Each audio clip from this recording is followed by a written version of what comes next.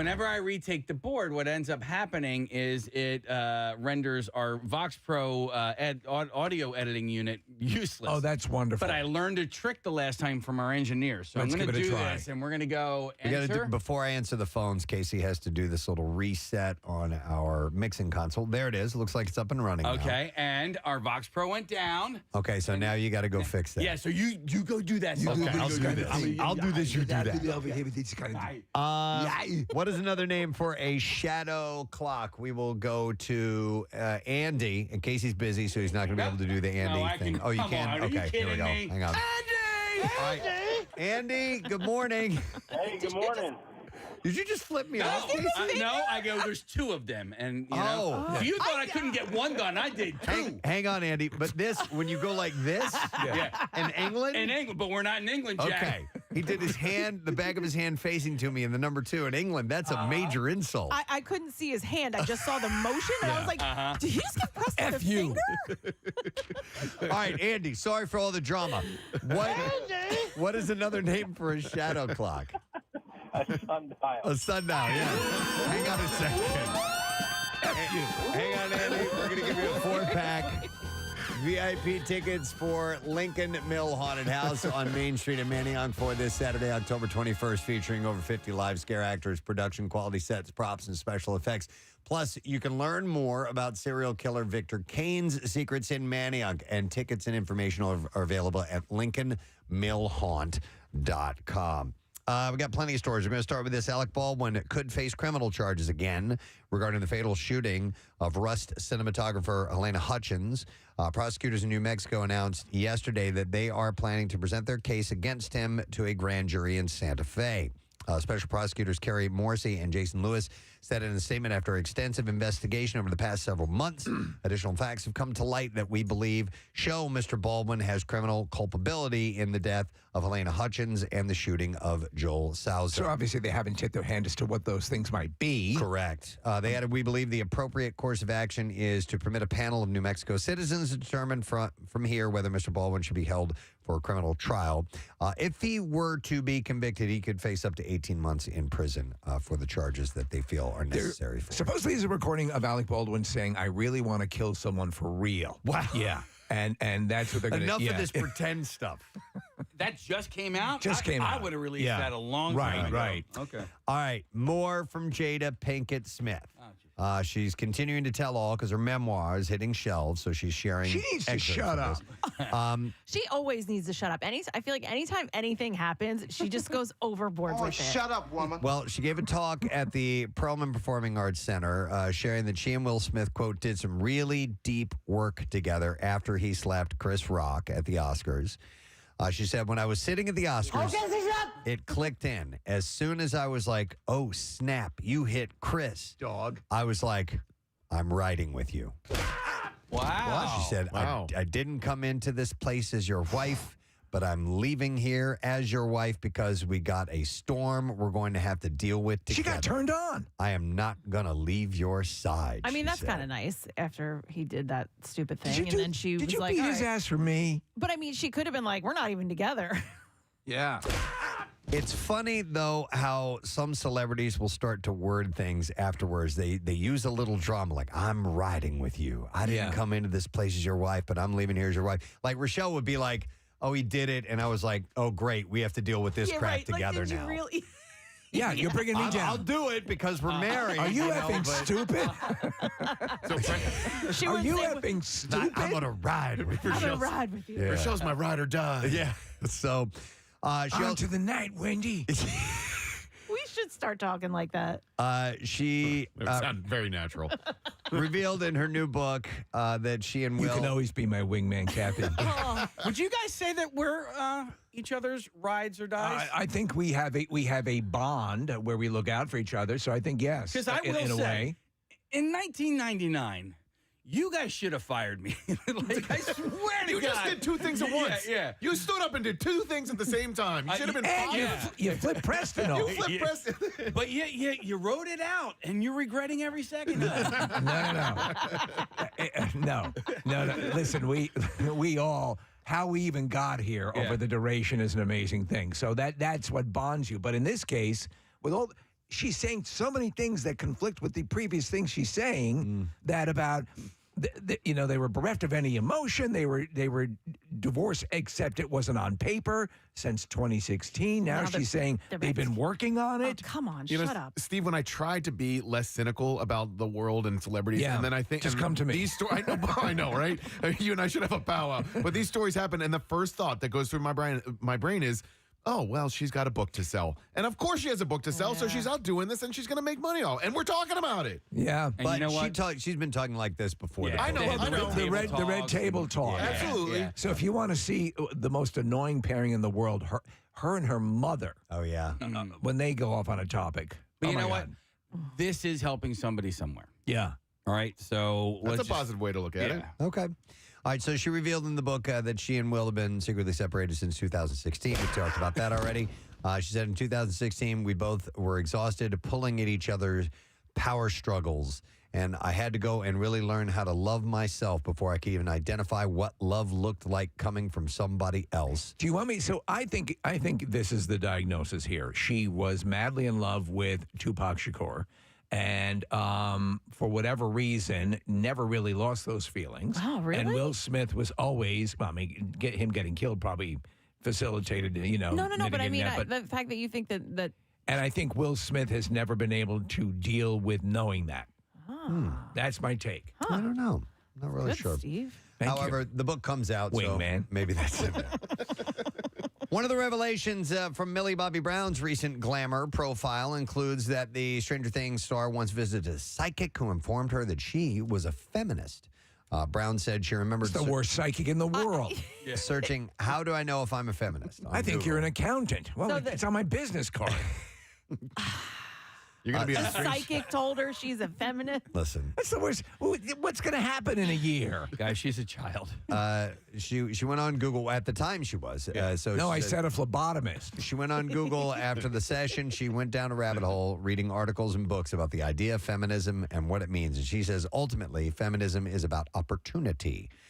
Fans on social media have been reveling in this story. One person shared a photo of Whoopi Goldberg's character from Ghost with the caption, Millie, you a feminist girl. Because the original line from the movie is, Molly, you in danger, girl. Oh, that's You go, awesome. girl. Thought I'd share I want that over my fireplace. I think she's getting vilified for saying that she wasn't saying Stranger Things has been holding her back. She's saying because of the It's kept her busy. It's kept her busy, but the big stalls between seasons and things like that have left her committed. Well, she's an actress that wants to move on and try other things, and Doesn't she's mean held she to doesn't this. like to Right see. now, yeah, exactly. I get it. Yeah. So some people are looking into that too much. Actor Kyle MacLachlan paid tribute to his late Twin Peaks co-star Piper Laurie on Instagram. Laurie had passed away on Saturday. She was 91 years old. He wrote, "It's never easy. Losing a member of the Twin Peaks family, and the passing of Piper Laurie is no different. She was such a caring presence and incredible force on screen. The vivacious energy she brought to Catherine will live on forever, sending love to her family, friends, and fans." It's interesting, Steve, because so many people have talked about what a sweet, wonderful person she was. And she played one of the most... Carrie's mother, Yeah. she was just malevolent. That shows you what a great performance that was. Yeah. I remember when that first season of Twin Peaks came on, you'd not seen anything like that on television. And it was, did you watch it, Preston, at the time I did that not. it debuted? No, I know Yeah. everybody got into it, but I did not watch it. Yeah, it but was awesome. I hear it was wonderful. All right, so you talked about Millie Bobby Brown catching some flack. Well, somebody crossed into Taylor Swift territory. Oh, in a bad way? The Swifties aren't happy. Oh, no. Olivia Wilde is waving a white flag after Swifties slammed the actress for taking a dig at Taylor Swift and Travis Kelce's romance. And she told Why would you do paparazzi that? as she was at an event on Sunday, "I meant no harm." God. The actress No said mas. it's obviously no mas. It's obviously a comment on how much attention gets paid to stupid things. She added before I getting didn't into say her you were vehicle. stupid. I was saying everything around you is Yes. stupid. But she also, I mean, is she in the bad graces of the stylistics? Of I the don't know. lassies? I'm not Yeah, sure. I'm Of the not Harry sure. Styles. What do they call the style people? I don't know. Harry Oh. Styles. Do they have a name? They should call themselves stylists. Okay, Yeah. I like that. Yeah.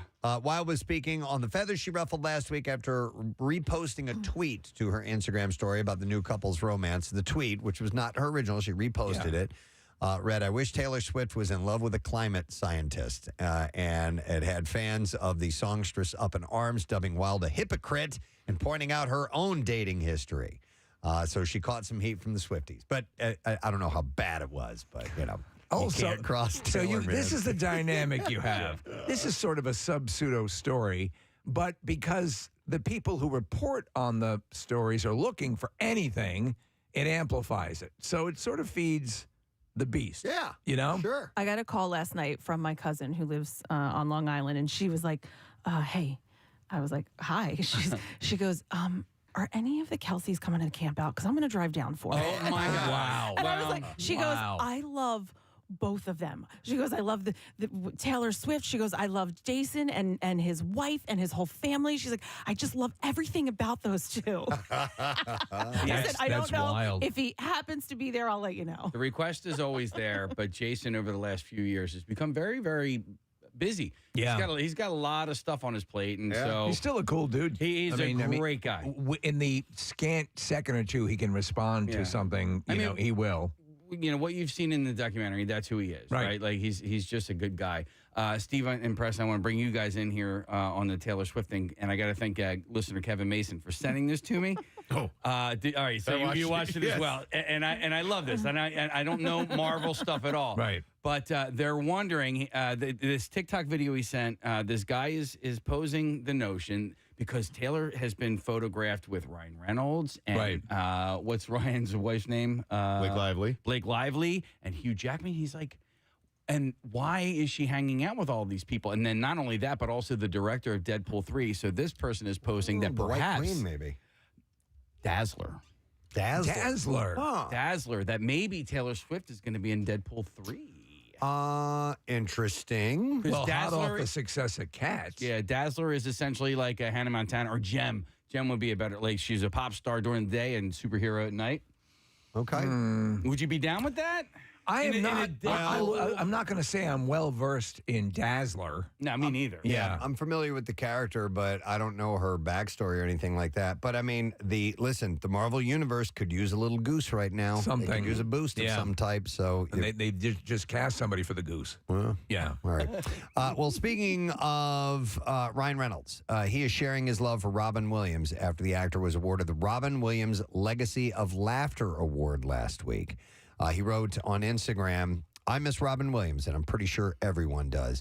His kids have turned his legacy into a living, breathing love letter for good. And it was a crazy honor to receive the Robin Williams Legacy Award last week at the annual Bring Change to Mind Gala in New York City. See what they did there with the Legacy of Laughter? No. LOL. Oh, nice. He shared photos of himself at the gala with stars like Glenn Close and Whoopi Goldberg. He wrote, Glenn Close started Bring Change to Mind, whose mission is to end stigma and discrimination surrounding mental illness. Glenn literally saves lives by making space for these conversations, and I love this woman. She has dealt with depression issues, Glenn Close. No kidding. Yeah, and she's cool. Okay. She cool. She wet. Yeah, she went. She was on our show and cursed one time. She did. Remember? Yeah. She talked about jurors in Jury New York duty. not being impressed by celebrities. Yeah, she was they on- don't give an S. She said. Yeah, she was really nice. It was so blatant. In a recent GQ cover profile, Timothée Chalamet revealed what Tom Cruise wrote to him in an email after the pair met on the set of Dune.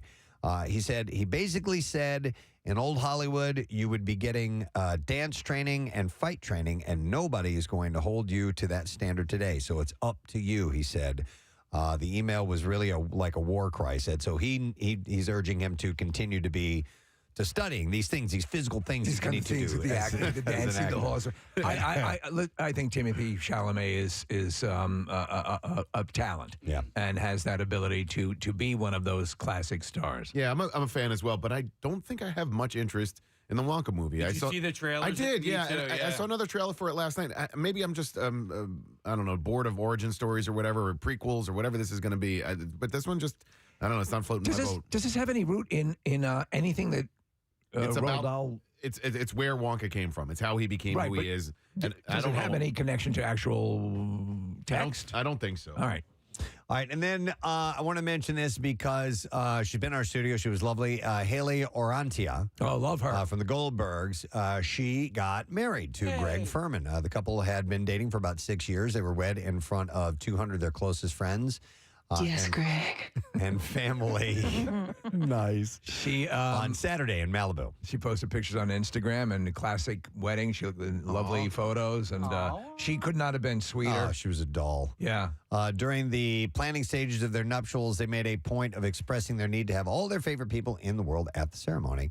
And for her big day, the Goldberg star wore a Liz Martinez beaded flapper girl gown featuring a detachable chiffon skirt. What do you think of what she's? You can only see profile Kathy in this picture, but do you like it? Ooh, pretty. It was allowing her to be able to dance all night long. That's Yay. Was she able to shake her groove thing? After exchanging the vows. The Arlington, Texas native said that she decided to go with something different after wearing so many princess-style gowns and dresses to red carpet events over the years. So I thought that was nice. Yeah. She's really sweet. All right, I think we're going to jump right to the clips. Let's do that. In the new thriller, Suitable Flesh, a psychiatrist becomes obsessed with one of her young clients with multiple personalities. In this clip, director Joe Lynch gives some advice. Here we go. Pro tip for all you filmmakers out there, and I'll say this again and again, when in doubt, have a watermelon in your car. Why? Because when you have someone who's getting stabbed, if they're just doing this, it looks like you're a ghost. It's just weird. But if you have something for them to stab into, it creates the friction that you need. I should stop doing that. It's not funny! Okay. What's the show? It's called Suitable Flesh. So it's obviously about a murderer, and he's talking about the actor's sort of air stabbing. Yeah. So if you have something to stab into. To actually stab into, yeah. By the way, they use things like watermelons to create the actual sound effect. Yes. Yeah. There's a classic story of Alfred Hitchcock for Psycho, and apparently they had all these melons that they brought out there, and they stabbed different ones, and apparently he just pauses and he just goes, Casaba. Oh, my God. And they went with that. All for right. Psycho. Next clip. Here we go. Howdy, Neighbor. The new horror film is about a queer actor living in Los Angeles that starts to be terrorized. And here, director Allison Snyder discusses the challenges of the screen life genre. The screen life element was something that in the script, it would just say texts go by saying things like this and that. And it wasn't always super detailed, and particularly with things like live feeds where there's a lot of comments rolling by. That was something where it wasn't until the post-production phase that we really had to kind of world build the online side of things. What the hell are you talking about? Yeah, what is screen life genre? Yeah, what? I don't understand. I don't know. Okay. Howdy Neighbor is in theaters now, by the way. All right, there you go. That's the entertainment report for today. We have Crumb Bum Cash winding that down this week. Friday's the last day. Don't miss every single opportunity we give to you. We'll have 2 in this morning show alone. Our secret text word, tickets to see Joe Gatto's Night of Comedy. That's not till January 19th at the Met. Text word secret to 39333. We've got representatives of the Philadelphia Film Festival, which starts tomorrow. We're going to talk to those guys a little bit later on. We're going live on Fox Good Day, and we're reveling in a 10-0 win last night by the Phils. Glorious. Yeah. Unbelievable. Absolutely. So we'll have to chat a bit about that and some other things. We're going to take a break, and we'll be back in just a sec, so hang tight. Yes. Is she naked yet in any of those episodes? Emilia Clarke? Yes. I forget how that proceeds early on in the series. Well, she goes into a scalding hot bath, Right. full frontal nudity. Yeah. I do like it. And Khal Drogo plows that at one point. Well, yes, he does plow that. So, Yeah, well, he so is you're a saying farmer. the nakedness though drops dramatically after like 3rd or 4th season? Yeah, it's still there, but All right. but yeah, it's still. She comes back with a vengeance. Yep. She's got just a wonderful beard. Reach, you're not far off, man. Nice beaver. She's not like one of these workout feeds where things kind of look splayed all the time. Wow. Just natural. All right, so Speaking of beaver, I got to show you guys something. What? Where did you come from? I know. I got. It's a picture. Okay. Well, yes. Later. Okay. That's just the reminder. Thank you. You're welcome. Everyone, jot that down. Okay. Jot that I'm down. writing it right down right now. Kathy not my has beaver. pick to show us. The beaver pick. I wasn't this excited when Adrian's men came on the show. Before we do the bizarre file, I should play that piece of audio. Okay. It's real short. It's very, very quick. It's not an audio illusion or anything like that. But do you know? We don't know where this is. Graduation ceremony. It looks like a college graduation. It was ceremony. college graduation, and as you walk up, this is your moment. This is your family is there. It's your time to shine. You get your name said with the thousands of people in attendance. You walk across the stage. You grab your diploma that you've worked so hard for. And paid a lot for. Paid a lot for. This is the culmination. And as you're walking, they announce your name. Julie Jerkoff. Forgive me, Kirkhoff. What?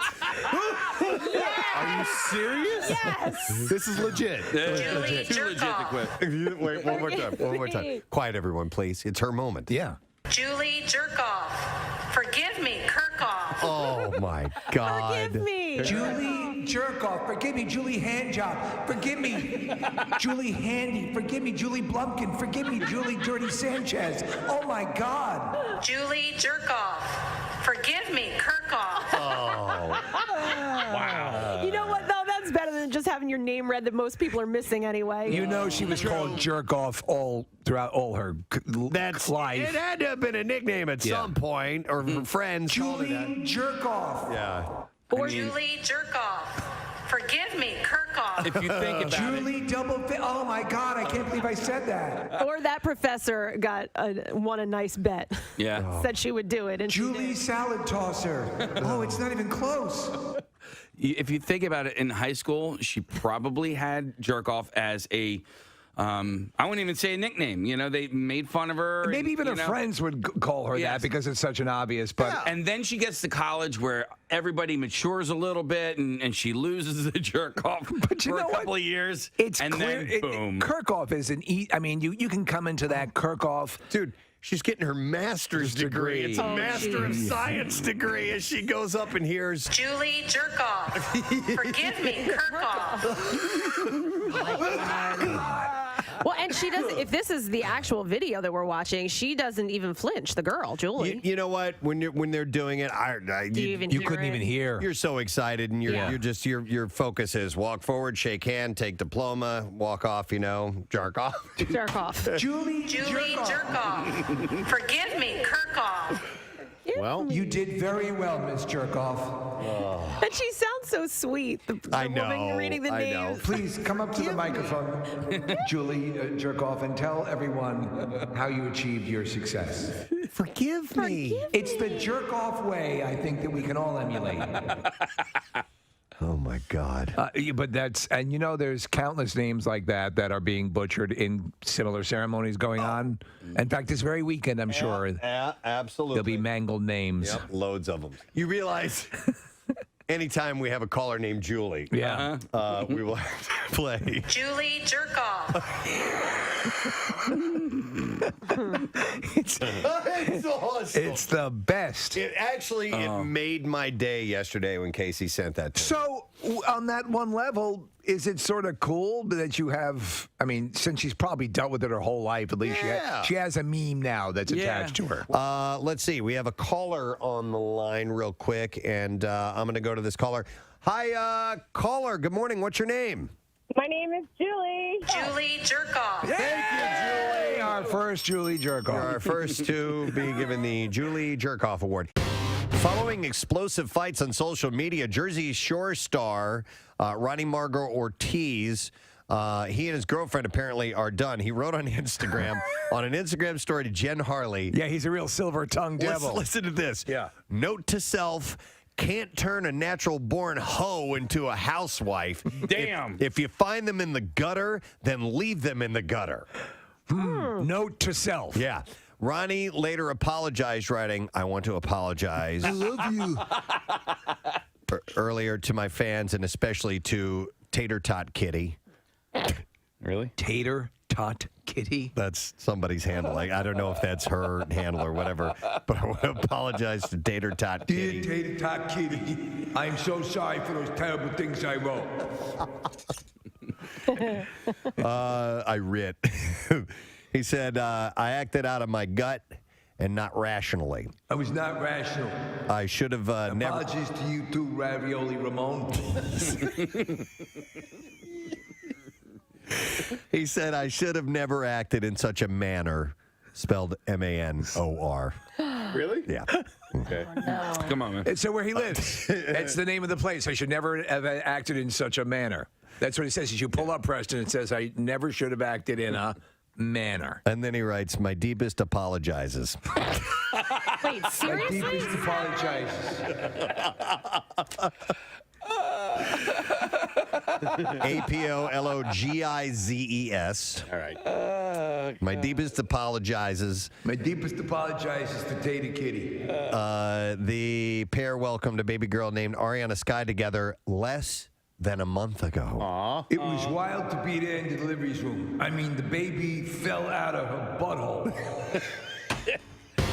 You remember a while back, we had a couple of televangelists who were talking about how they needed a new jet. Yes. And they to were spread the word. Jesse Duplantis. Yes. Is his name. The Duplantis Ministries, right? Televangelist with a global reach is asking disciples for money to buy a jet that costs $54 million, quote, so we can go anywhere in the world in one stop. If you're watching the video, he's dressed as I imagine Willy Wonka would dress when he retires. By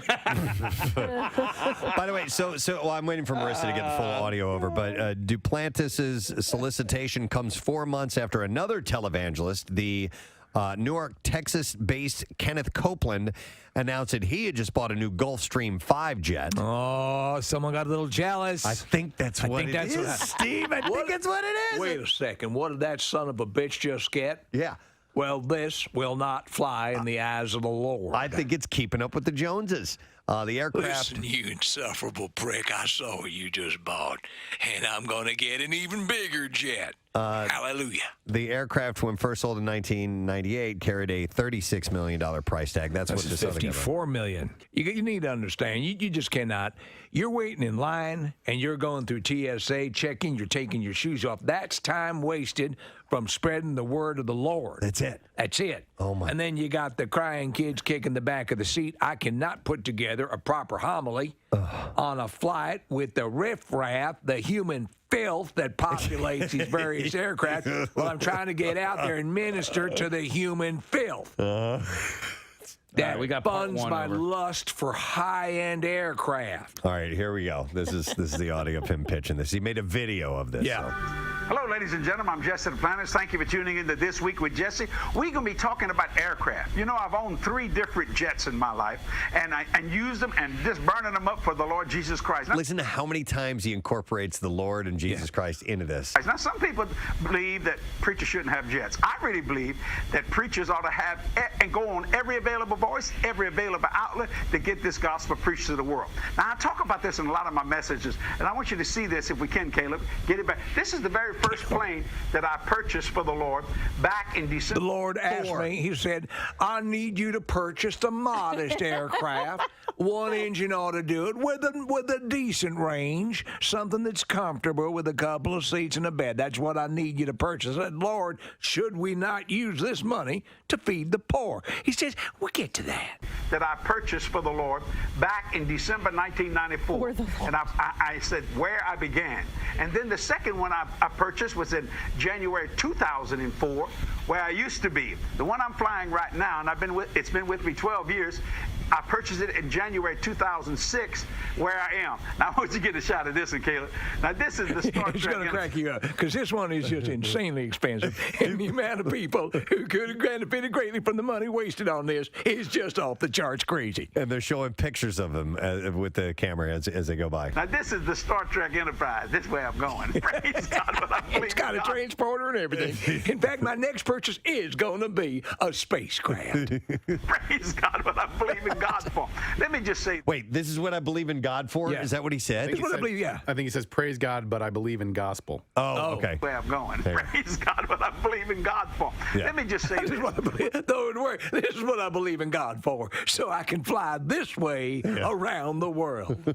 believe in God for a brand new Falcon 7X so we can go anywhere in the world one stop. Now, people say, my Lord, can't you go with this one? Yes, but I can't go at one stop. Oh, that's it. That's the dilemma. Wait a second. You mean you're going to have to stop? There's the kicker. I'm backing that up. Hang on. Now, people say, my Lord, can't you go with this one? Yes, but I can't go at one stop. And you see, if I can do it with one stop, I can fly it for a lot cheaper because I have my own fuel farm. And that's what's up. You just said, by the way, on this $54 million jet that it has a 5,000-mile range. Yeah. That's not flying around the world with one stop. It's this is the way to travel. And I know you have issues at home where you can't feed your children. You know, it's hard to cover your bills. But if you ever do get the chance to fly on an aircraft like this, it will open your eyes and make you ask yourself, dear Lord, why don't I have a jet of my 33 WMMR. All right, thank you, Kathy. Well, obviously, excitement over a 10-0 rout last night at Citizens Bank Park. That's just, I mean, can you imagine what it's like to be a D-backs fan watching that game, trying to make it through the game, at some point probably just bailing out and just saying, this is embarrassing. Well, and I think the crowd, too, like it gets to them. It gets to the opposing team. Once it started to go, I'm like, they're just falling apart. Do you have is there a percentage of compassion? Listen, I felt bad for the pitcher yesterday's or at Tuesday's. What the hell day is it? Monday's game, because I was like, he just went out there and like right off the bat, I'm like, he's from the area. And he's from the area. I was like, I feel a little, not that bad, but I was like, I kind of feel a little bad because we've had, every team has a similar situation. Again, Preston, you pointed out earlier that that your quote that you love, or that you paraphrase from the movie. Oh yeah, from Master and Commander, which is even though they're wounded, it's like a wounded beast, still dangerous. Yeah. So keep that in mind. I'd rather win going away. I'll take those wins last night. Casey and I were talking about it a little bit this morning when we got in, and it ended up being a little boring at the end. Like I was like, okay, can we wrap this up because I got to get to bed? But there was a moment in the sixth inning, Preston, where it was 2-0. The Phils had 2 home runs at that point. The Schwarbers first, and then Trey Turner. And the announcers came back to start the bottom of the sixth, and they said, now, if the Diamondbacks can just hold this lead and keep it 2-0, their bats could come alive later in the game. And then the Phils went out and scored for that inning, for the next inning, and then it was a blowout. And Schwarber, and the run differential is incredible. They are beating the crap out of the Diamondbacks right now. Just absolutely pummeling them. Yeah. If this were Little League, it would have ended before the game was over. 10-run rule. And some of the players would be crying as their mothers drove them home. But I know what you mean. Just a smidge of, this is just embarrassing now. Because they're you know what I mean? They're Athletes. world-class athletes. Yeah. And it's just the luck of the... And they destroyed the Dodgers, who had a great regular season. I mean, in that series, that wasn't even close. There was it was 7-0 before they blinked again in game 1. They had 4 home runs in 1 inning in game 3. So the Diamondbacks are a good team. They just have not shown up in this series. Right. It's hard to play here. Yeah, it is. Well, and they talked, and there was, I guess, I forget who was mentioning it. Maybe it was one of the players on the Diamondbacks, or maybe their manager or whatever, but said, our stadium gets loud too. Yeah, that's cute. You guys are really? But my God, just that's a you can't send them back with the tail further between their legs than that. I can't see this series coming back. And I know it's baseball, and I know anything can happen over the next 3 games, but just the way that the Phillies are winning these games, the way that their pitching is dominating and the lineup is dominating, they're just, in my mind anyway, they're just a far better team. It's pretty nice, though, having a win at home, winning a series at home. You know what I mean? Right, as much as you don't want it to come back here, when it happens at home and the big party, it gets a little bit different there. you know what I mean. Yeah. But Especially since there might not be many people in their stands.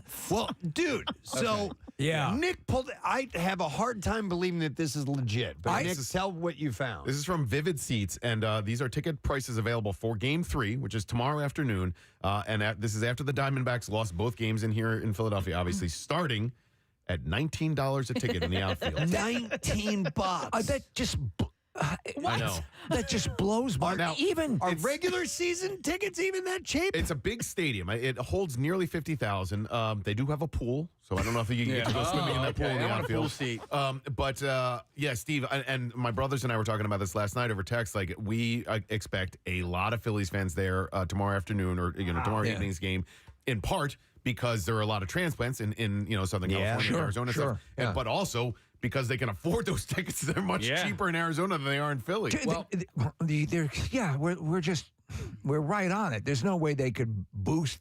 I guess they could do anything, but I mean, this is the ticket price right now. But all right, so and then Frontier Airlines, Nick. I was going to ask. We should just go. Yeah. We should just go to the game. So Frontier has this thing, and I don't know how it works, but it's the fall winter pass. Okay. And so you can fly like unlimited for the entire season for $299. Now there are some certain stipulations, and I don't necessarily know how. Hold on, Marissa is saying like indicating she knows. I've looked into this pass, so Of course you have. You can only buy those flights a couple days out. Like, they pretty much are filling the flights that are not sold. Gotcha. When you buy those, when you do get it, you still have to pay the taxes. Okay. So you might be paying 20, 30, 40, 50 bucks.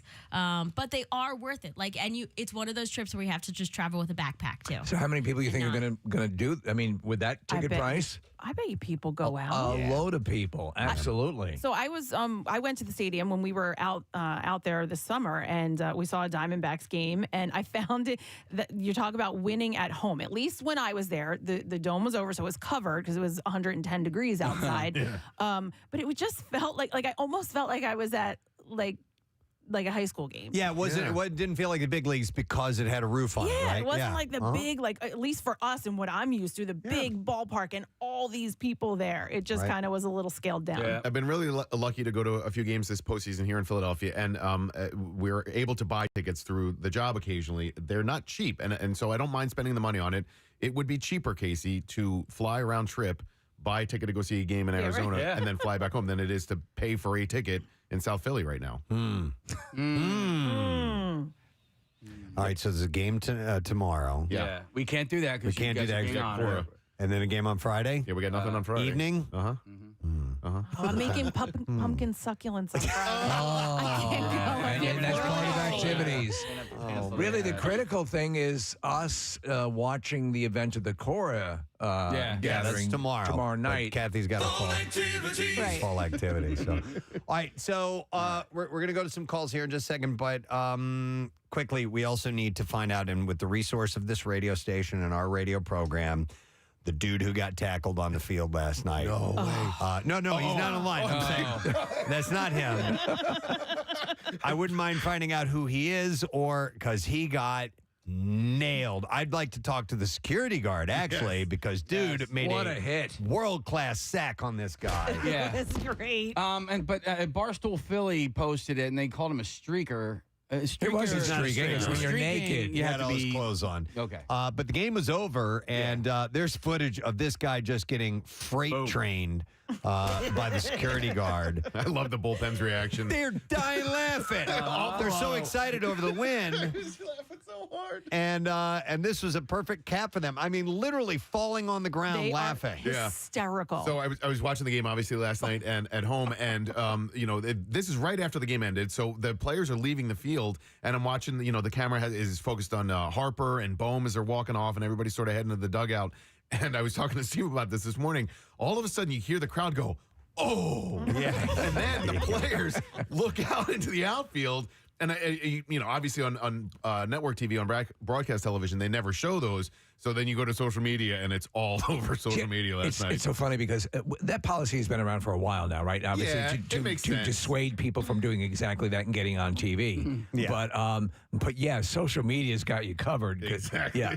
Yeah, and I wonder, the dude that took him out. Is he a football player? That's what I'm wondering. I mean, that is what I'm wondering. That's literally this. He took him. He got him right under the armpits. He got his arm around there and took him down, and then was able to hold him down. He didn't just go for his waist or something like that. So he knew what he was doing as far as being able to restrain someone. Oh, they were not playing around. Oh, man. By the way, Marissa brought me this quote. It's a reporter from ArizonaSports.com talking about the Phillies. He said, the Phillies have the pedigree, the star power, and a lot of facial hair. They look like a beer league softball team that will beat you by mercy rule while rallying around the keg in their dugout before challenging you to a fist fight on your way to the parking lot. That's very cool. They were having fun last night, man. So some listeners are texting in, Preston, saying that the security guard is a guy named Gary. He's from South Jersey. Okay. Oh, Gary? Gary? And his friends of security guard Gary has his own Facebook page. Apparently he's a great dude. All right. Well, he's clearly effective. Wouldn't mind talking to Gary because, I mean, listen, the fan obviously is just excited and wants to get out there and run around a bit, but you can't do that because then it goes. There was a time when you had things like Morgana and remember the Boob lady. Right, big boob lady and all that stuff, and that was always kooky. But now obviously we live in different times. Well, so how often does it happen that like? So I was watching over the weekend. I was in a restaurant, so the sound wasn't on, but there was a I don't know if it was on ESPN or what, but they were going through past World Series, and I saw John Hamm. He's from St. Louis, and they were showing the St. Louis Cardinals 1982 win the World Series. And at the end of it, they showed people running onto the field. I mean, like the crowd went onto the field. That really doesn't happen other than college. Yeah. That really doesn't happen anymore. College, right? it'll happen. Yeah. Didn't something recently happen in the world of golf where was it? Maybe it wasn't at the Masters, but somebody ran out to kind of high five the winner of a match. Yeah, but he was also a professional golfer, and he had gotten. Oh, and he got tackled. Yeah, He was one of the fellow golfers. That's right. I forgot about that. Yeah. He was running up the high five. I think it was the U.S. Open. But yeah. Think of you're the security guy, right? Your charges. You see those guys like we talked about Taylor Swift earlier.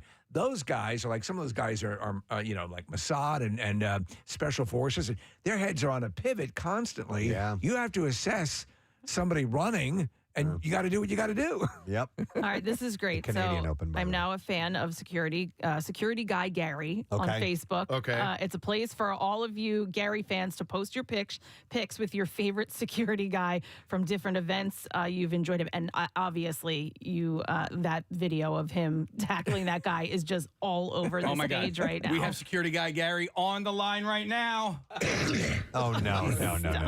God. Not that Gary. Oh. Different guy. I hope it's a different Gary. Oh, my God. Gary. I had to do what I had to do. But it looked like, looking at the video footage, it looked like the fireworks had already gone off. Oh, yeah. There was smoke in the air, and it had to be soon enough. Pictures are coming out of the bullpen. Yeah. It was over. yeah. Oh my God! Wow.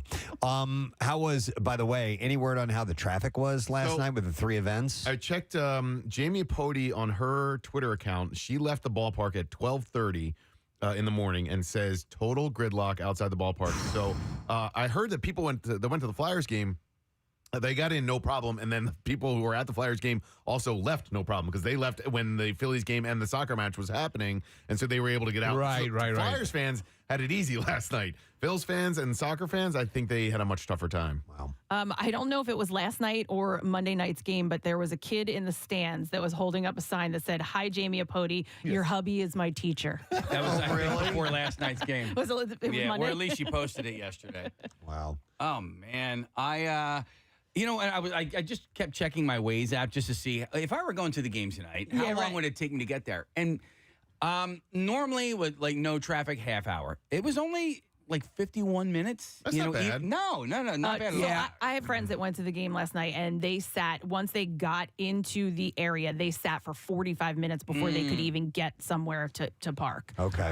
So it got bad. As it got obviously closer to game time, it got real bad. I wonder who has it the worst. Like, which area has it the worst getting to those stadiums? Is it the people coming from Delaware and Delco? Is it the people coming from Jersey? Is it the people coming from, like, the Northeast? That's a good question. Well, if you think of the layout, right. Like, if you were to take why do I think distance, Jersey might have it harder? But Case, that 45 minutes, that was once you got there. down there. And so for me, when I come from Delco, you really have to make a decision right when you get around the airport, right? Because you can either go over the Girard Point Bridge or you can go over the Platte Bridge. Right. And sometimes it's, 6 of one, half dozen of the other. It doesn't really matter. And then other times it's like, you've made the decision to go on Platte and you see all the traffic just cruising on the Girard Point Bridge. It's a decision. It sucks. It really sucks. But, and then I've run into the issue where Broad Street exit was closed on the Girard Point Bridge, and now you're screwed. Really? Yes. They do, but they do that on purpose, Eagles game on purpose, days. right? Yeah. To make things worse. Yeah, they just want to make it worse. Yeah, my decision is when I leave my house. Do I take the blue route or the Schuylkill? Yeah, me too. And it's like I'll check Waze, and there are times where even though it will say take the Schuylkill, I'm like, but I hate driving on that. Same. I would prefer to drive on the blue route. Take the extra time and drive the blue route. You know what I mean? Yep, I agree. Yeah. The question is, which one do you prefer to be in stop and go traffic? Yeah. Well, that's the thing with the Schuylkill is like it will say it'll get you there a few minutes faster, but in the drop of a dime, and you're sitting now for an extra hour on the Schuylkill. Oh, and then it'll tell you, oh, by the way, get off at Kelly Drive. Go that way. Sure. It's like, It'll save you 30 seconds. Yeah. Marissa? Casey, I can only compare this to Eagles games, but I think the worst traffic in the stadium for a sold-out game is if you get caught in that section of Broad Street where you are parallel to the Wells Fargo Center and FDR Park. So if you are going, if you're going south on Broad Street, you can't go past the Wells Fargo Center anymore. You have to do the loop and then go into the northbound side of Broad Street. If you're coming off of 676 or 95, you have to get stuck in that traffic. If you're coming off 676, what about 95? So it's pretty much 5 lanes of traffic. Yeah. And then if the people coming off 95 are trying to get into the Wells Fargo Center, they're going across 4 lanes of traffic. It's gridlock between that stretch. I literally, by the last Eagles game, sat in that for 49 minutes. Oh my God! And would it's it just make one sense stretch. to keep going all the way down to the Navy Yard and hang a U-turn? That's what I do. No, but then you get stuck into it, so you're actually further back. You know how there's that one little U-turn right by FDR? Yeah. If you go all the way to the Navy Yard and then come out, you're like 20 cars back. Yeah, it is really super poorly designed. Yeah, that little U-ey they make you do. If it is possible to not cross Pattison, that's my recommendation. Okay. Hang on, I want to go to Barry, who's on the line. You can do Gary if you want, because we don't have it. Yeah, hang on. It substitutes for Barry. What? All right, I got another one. Hang on. You, Larry? Okay. Hey, Barry, what's up, man? Oh, wait, hang on. Now I got you. What's up, Barry? Hi, Grandma. Hi, Grandma. What can we do you for, buddy? Hi, Grandma.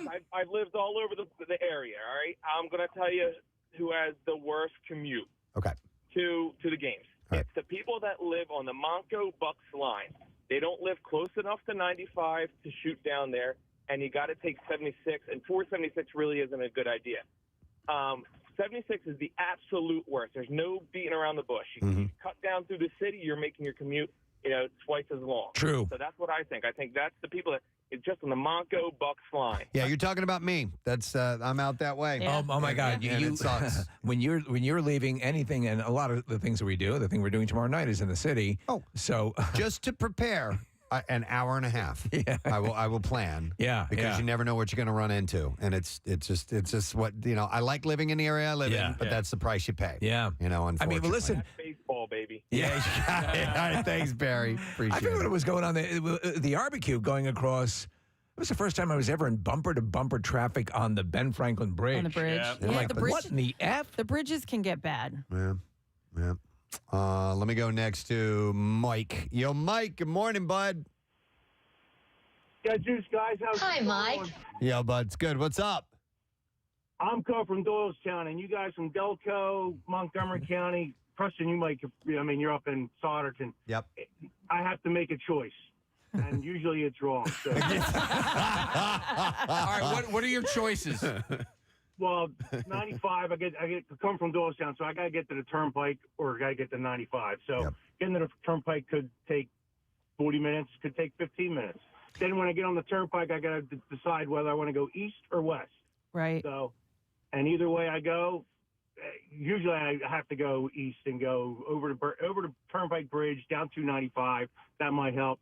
Or if I make a decision, I don't want to go into Jersey, I'll go west and get off of 476, and then it's the decision whether I want to go all the way down 476 or on 76. Because the Schuylkill is always, no matter what, the Schuylkill. Horrific. It could be Sunday morning at 9 o'clock. It could be backed up. Horrific. So, I will find myself actually now, because we are in Mount Airy. We used to be in Manayunk. Thanks, Mike. Where I default to the Schuylkill.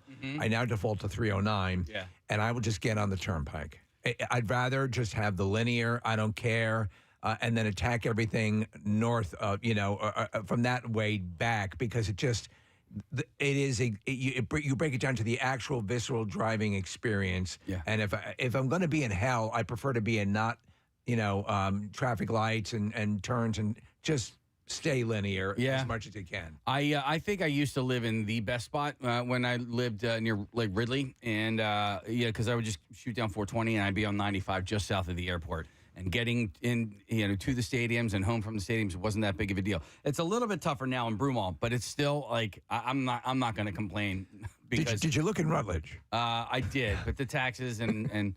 How about the reverse of it? What if you live in South Philly around the stadium, and that's a good question. for whatever reason you need to get out?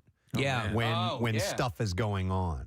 That's got to be a royal pain. I think they know how to plan accordingly. I guess so. Well, but things might pop up, where it's like, oh, yeah. And even if you know how to a game and a concert that night, and I've got to, So what if you, take the reverse situation? They know there's going to be a game, and they have to get to something. Do they have to tack on an hour and a half, in preparation for... That's what he's saying. Or when they're coming back home, it's at game time, and, that's got to be a pain in the ass. But then again, of course, you can walk to the games. It's pretty nice as well. Hang on a second. Let's go to Tina. Hi, Tina. You're on the air. Good morning. Hey, good morning. Yeah, it is. What's up, Tina? Well, let me tell you about the traffic. Sounds like a porn title. You went to the game last night, right? Yeah. All right. I live in Lambertville, New Jersey. Okay. So when you talk about the Bucks and Monco not being close, Lambertville is just not close. Yeah. So it's crazy. You need to wear a diaper where I live to go anywhere in the village. You're almost like an astronaut. So, Tina, you have a few different roads in New Jersey to choose, and then you also have 3 different bridges that you could choose. Which bridge do you usually go with? Well, I try and avoid all the bridges because I can get on a 95 or 295, they call it now. And so I really avoid all the bridges. I stay on 95 like an idiot. And every now and then when I want to turn off to maybe, take a different way, I change my mind because I could see the traffic. And I'm just going to put myself in the nightmare. Yeah. Because, it seems to me like, coming over the Walt Whitman Bridge from New Jersey isn't that bad because you have a few different things to choose from. I mean, it dumps you right there at the stadiums. Right. So it just depends on how far you want to walk, especially for a baseball game, because Citizens Bank Park is right there. Now, Wells Fargo Center and Lincoln Financial Field a little bit further away from Walt Whitman. It makes it a little bit tougher because then you're on those roads with the lights and stuff. So, Tina, how long to get there and how long to get back last night? 2.5 hours. Oh, my God. To get 2 hours, 15 minutes going, and then 2.5 hours to get home. Wow. And, worth it. Don't drink after. Are you kidding? Oh, my God. Wait till Thursday and you're watching from home, or if you're lucky enough to go out west. But the flight back will be a shorter commute. Yeah, the flight, yes. Yeah. All right, thanks, Tina. Appreciate it. 2.5 hours. Yeah. Wow, man. I like the idea that somebody had yesterday of bringing a cooler with some sandwiches and water. Yeah. You sober up and just hang out and get some sustenance in your body. That's great for What a if you day have game. what do you have one of those the Tesla, the new the new SUV, that the high tech one that has basically converts to self-driving? like a mini camper in the back. Ooh. You know the one that Elon Musk threw a rock at the window to prove how shatterproof it was, and it I shattered. didn't know it had a camper in the back. Subaru makes one where you can put the tent on top of the damn thing. That's what you need. Just do that. Yeah. So there was a guy behind home plate the last 2 nights who he's also one of those guys at the Sixers games. He is he's a courtside guy. One of the lawyers? One of the lawyer guys. Yeah. You know, he's got like the long, like silver yeah. hair. I forget that guy's name, but he was at the game last night. I was thinking about him last night. Just because he's there, right? And he's there the whole time. And I was like, is he the dude in that commercial for the medical lawyers? I don't remember. Okay. I don't know. But I think it was like Klein. Klein, yes. I was the wondering dude, if this guy has his own driver. Like, if all he has to do is walk out of the park. Absolutely. There's a guy waiting for him at Broad and Patterson, and boing, he's That's gone. one of the most. I have a friend who is very successful, and we went to the series game last year. Yeah. And we had a driver. Okay. And it was phenomenal. Yeah. So where did you meet them at? Like, I assume that they kind of like, you got to walk to them. You know, maybe walk a it wasn't far. quarter of a mile, maybe. We had a driver, so I was pretty lit up, and I don't remember exactly where we went to. I love you. I love you, man. It was outside somewhere. No, I love you being wealthy. But he, he picked us up. It might have been over by the on Patterson, right by where the subway station is. Okay. Oh, right there. Yeah. Okay. Like we'll just we'll meet you there, and he just drove up, picked us up, boom, we were gone. I don't know if that's a standard pickup spot or not for like Ubers, but we met him there. There is an Uber lot, is there not? Yeah, Lot T right next to the subway station is now an Uber lot, There you go. which means I think that they've kind of turned, well, not anymore because that's where the carnival is, but Citizens Bank Way used to kind of be all the private cars would hang out there. Casey, it's also, if you park near where your seats are and you can exit right to your car, that also saves you 10 or 15 minutes walking through the stadium if you're on the other side. I don't think a lot of people took advantage of parking in the city last night. And doing the train? And taking the subway. I had that appearance last night. I did a screening, which was, huge crowd. Huge everybody's crowd. so excited to see. But the lessons in chemistry, I sat with the cast last night. And so I went and met some friends to watch the game afterwards. And guys, I felt so bad for every restaurant in the city. The city was a ghost town. A ghost town. Yeah, no kidding. Obviously, yeah. So anybody who did not go out, this week, support your local restaurants. They said that a lot of people had purchased peanuts and Cracker Jacks and didn't care if they ever got back. No, it was Well, they're all at the sports bars. If you got multiple TVs, those bars were packed. Kath, some of the sports bars were, but I was just watching servers just sitting there watching the game at their own bar. It was just having fun,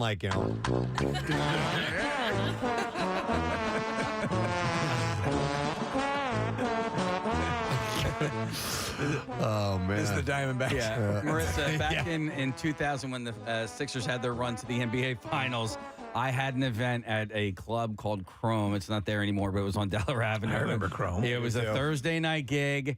And I was like, dude, and it might have been the finals. It was either the Eastern Conference Finals or the finals. And I was like, why are you guys having me out there? There's going to be nobody there. And I went, and there was literally, other than the workers, nobody came. And I never got paid. I was like, guys, it's not my fault. Win-win. Win-win. Well, I do want to thank the people that did come out last night. No, that's cool. Including the executive producer's mom. All right. Well, anyhow, it's exciting stuff. There's a lot to talk about. And we need to talk to Gary, the security guard. Yes, Gary, the Definitely want to security talk to guard. him. But that was an embarrassing route last night. And, so much so you're like, oh, my God, we got to cut these guys a slack. Do me a favor. Terrible. Of course we don't. Trip while you're running around the base. Yeah. But it's a beautiful place to be in this position. It's wonderful. We do need to take a break because even more beautiful than that would be you winning $1,000. We have the Crumb Bum Cash when we return along with the Bizarre File. So stay with us. We'll be right back. The audacity. The absolute robbing of human beings preying on their faith. There I was in Zone 3 waiting to load on to the aircraft. Zone 3. And I said, dear Jesus, I am surrounded by a sea of human filth that is keeping me from spreading the Lord's word. What can you do for me? Can you hook me up in a $56 million plane will get it done nicely. And I can fly in one stop. And it's also economical. Is it very economical? Yes, Lord, it's very economical. You know, they got down there down in the Cabo San Lucas, they got these young ladies that need to hear the word of the Lord. I need to. Oh my God! I need to see this guy in Down there, Casey. Let me tell you something. The girls have literally gone wild, and they need the word of the Lord Jesus Christ to tell them that if the tops are coming off, if the tops and pantaloons are coming off, make sure that at some point the Bible opens up. This is Cabo. Girls Gone Wild Girls in Cabo. Gone Wild in Cabo. Yeah. You've seen video. I have seen video, and I'm distressed. I could get there in one flight. I mean, you just want to punch this guy in the face. Absolutely. Oh, you might. I don't know. I kind of want to join him on his jet. I wouldn't mind This riding is along. my new friend, Kathy Romano, and I believe that the word the Lord would use is bodacious. We're praying together. Yeah. I put dildos in my mouth. And that's how. That is not very That's good. akin to saying "open sesame." When this fine young, and she's a broadcaster, I want you to know, so she spreads the word herself. But when she said she put dildos in her mouth, I got to tell you that jet door opened right. I put dildos in my mouth. So I thought this one would be a nice, light conversation. Anne Frank. Yes. No, but actually, this is actually a little bit of light information about Anne Frank that was recently discovered. It's pretty amazing. Yeah.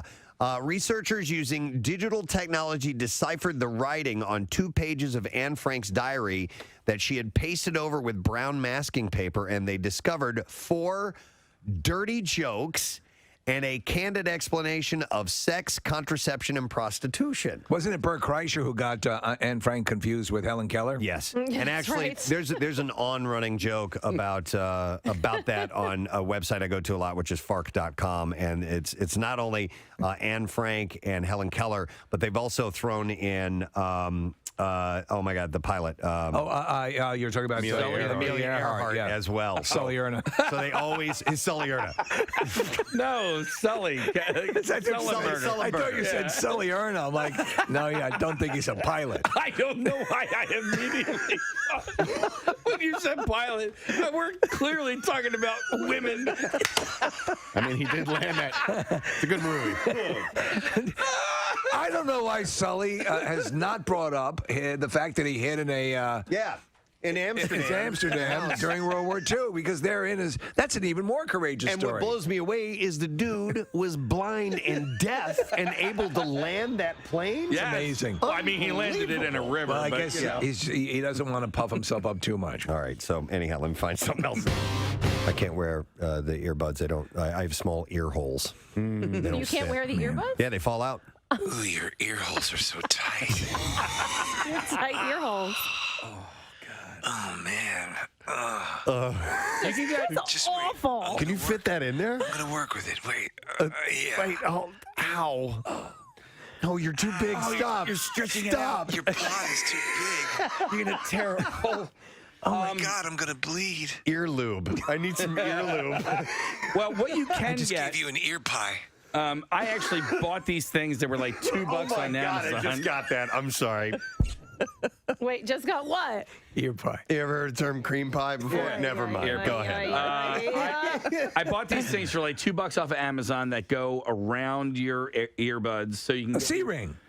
basically, yeah, no, and then so you can wrap regular earbuds, Yes. you know, Over around- the ear. over your ear, and Yeah, you're fine. they're good. You know, honestly, Listen, I want to be able to wear earbuds. Yeah, I know. I know. Well, You know, maybe you should Preston- let so Preston- Steve stretch him out for you. yeah, I'll stretch them out because I can really, unpack it. If you're just tuning in here at One Bala Plaza, the studios of WMMR, as well as our sister stations, they're doing some remodeling, and they're going to move some of the stations. We're kind of consolidating our areas, moving from downstairs to upstairs. So they're doing complete remodeling, which means demo has been going on, demolition of the various offices. And when we got wind that they were going to be destroying Bill Weston's office, we said, We had to. You got to let us take a swing or two. Well, my helmet's on the ground, but that's okay.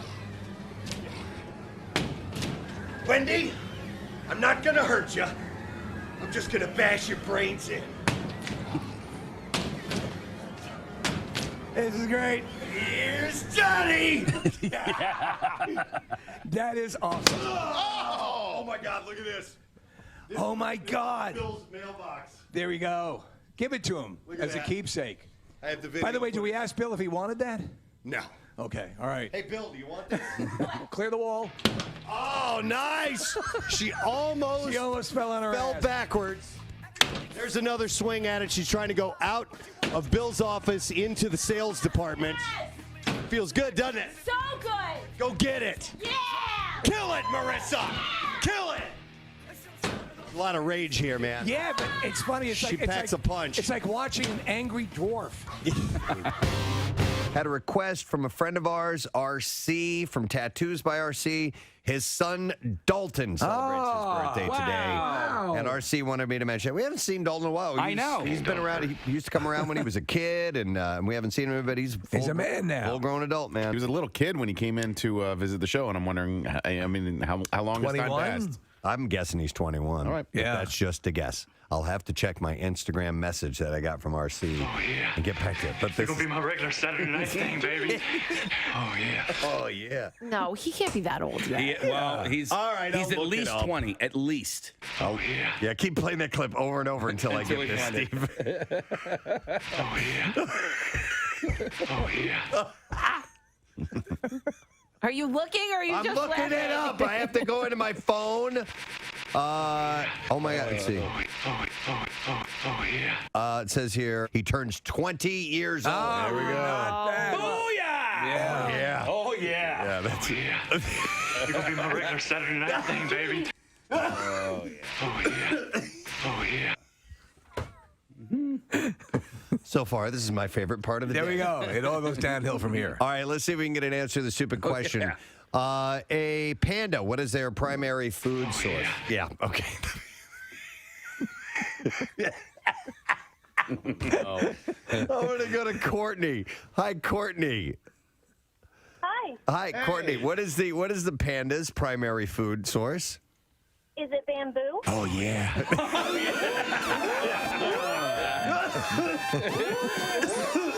Yeah, hang on. Hang on, Courtney. We're gonna. Caitlyn Jenner Yes. has 6 kids, but Oh, yeah. yeah, she's. You're going to be my regular Saturday night thing. Oh, yeah. I might not make it through the show today. Caitlin, huh? Thought you'd be bigger. I mean, no cooler. But she. Roadhouse with Caitlyn Jenner. Oh my There you go. God. Pain don't hurt. No. Except when they cut your balls off. That was pretty uncomfortable. I'll have to say that did sting. That pain hurt? Yeah, that pain sort of hurt. The knife attack at the bar, no, not so much. Cutting my balls off, yeah, that actually pinged a bit. Can you stick to the script there? It pinged a bit. That pain hurt. Okay, sorry. Oh, yeah. Oh, yeah. So the royal wedding was over the weekend. I'm going to touch a little bit on this stuff, and we'll expand a little bit further on it later on. But, of course, it took place on Saturday, and they are officially husband and wife, Prince Harry and Meghan Markle. They became the Duke and Duchess of Sussex at London's Windsor Castle. The ceremony took place at the Gothic St. George's Chapel at noon, but was no ordinary wedding, even by royal standards. So there's an Instagram thing that I follow. It's called Fish Dance Party, and what they do is they'll dub Fish concert music over people dancing. How did I miss this? No, listen. At one point over the weekend, there was a Fish Dance Party Instagram posting of people coming out, and it looked like they were coming out of the royal wedding. And I was like, this can't be. But I think it was legit. I'm fairly certain what I saw. Fish music was playing when they were coming out? Okay. No, but like ridiculous. A selection from Fish. I just need to know if I did indeed see Prince Charles and Camilla Parker Bowles come out dancing out of the chapel or whatever. No, I don't think they were dancing when they walked out. That is not. Dude, wait till Prince Charles and Camilla. They're Casey. great. Casey. I know. Casey. What is it? We're watching this right now. There's Yes. no way in hell the royal family would do something like this. But look at this. They're great lookalikes right there. They are not even remotely looking. That guy looks nothing like Prince Charles. I was looking at her. Oh. You thought this was real? I couldn't tell. It was on my tiny little. What is this from, though? It's a spoof. It's a yeah. It's a spoof. Oh my God.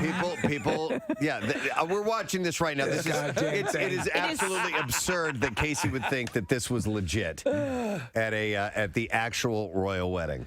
I'm telling you, when Prince Charles and Camilla, the Camilla look-alike, I was like, well, that kind of looks like her. But Prince Charles, You know what, Casey? It was. I knew it. I knew it. It was real. Let him have this. Thank you, guys. They really are big fish fans. We are so happy he is back in town. It's been a while since he's been here in this studio, and we know him as Gay Robot. We love him for that. Ladies and gentlemen, Nick Swartzen. Everybody is with us. Good morning, sir. I'm glad you got my name right and didn't call me Blink 182. you nailed it. It's that kind of day, Nick. It is. Flooding in the streets and in Preston's. Dear Lord. When did your friendship with Adam Sandler begin? We met on J-Date. It was J-Date. Yeah. So a mistake ended in a lifelong it was just friendship. a lovely turn. All right, thanks, guys. So we got a little bit of time to play with before they come on board, maybe a minute and a half or something like that. Kath, you mentioned your fall activities. You're doing a succulents pumpkin party coming up. So there's today's the 18th, so there's still a few activities that people can participate in. Yes, there's plenty that people can participate in. And I want to say the last 3 Saturdays we've had rain. So Yes. And there might be some this weekend, but you can whatever day is nice, Friday, Sunday, but places like Hortulus Farm and some of the other farms in the area, they're always their big day is on Saturday. So make sure you try to get out if you want to take part in that and then there's a couple of things that you can do if it is raining. Okay, so you can just go to PrestonandSteve.com. We got the list of all the activities that are right there. Sponsored by Acme Markets, of course. Love them. Part of our Head Start program for the Camp Out for Hunger as well, where you can go ahead and donate now at the register. So make a purchase at Acme and then hit that donate button. We would appreciate it leading into the Camp Out for Hunger. We got about 5 seconds, and we should be hearing some music, and that will mean that we are about to do TV time on Fox Good Day. Hey.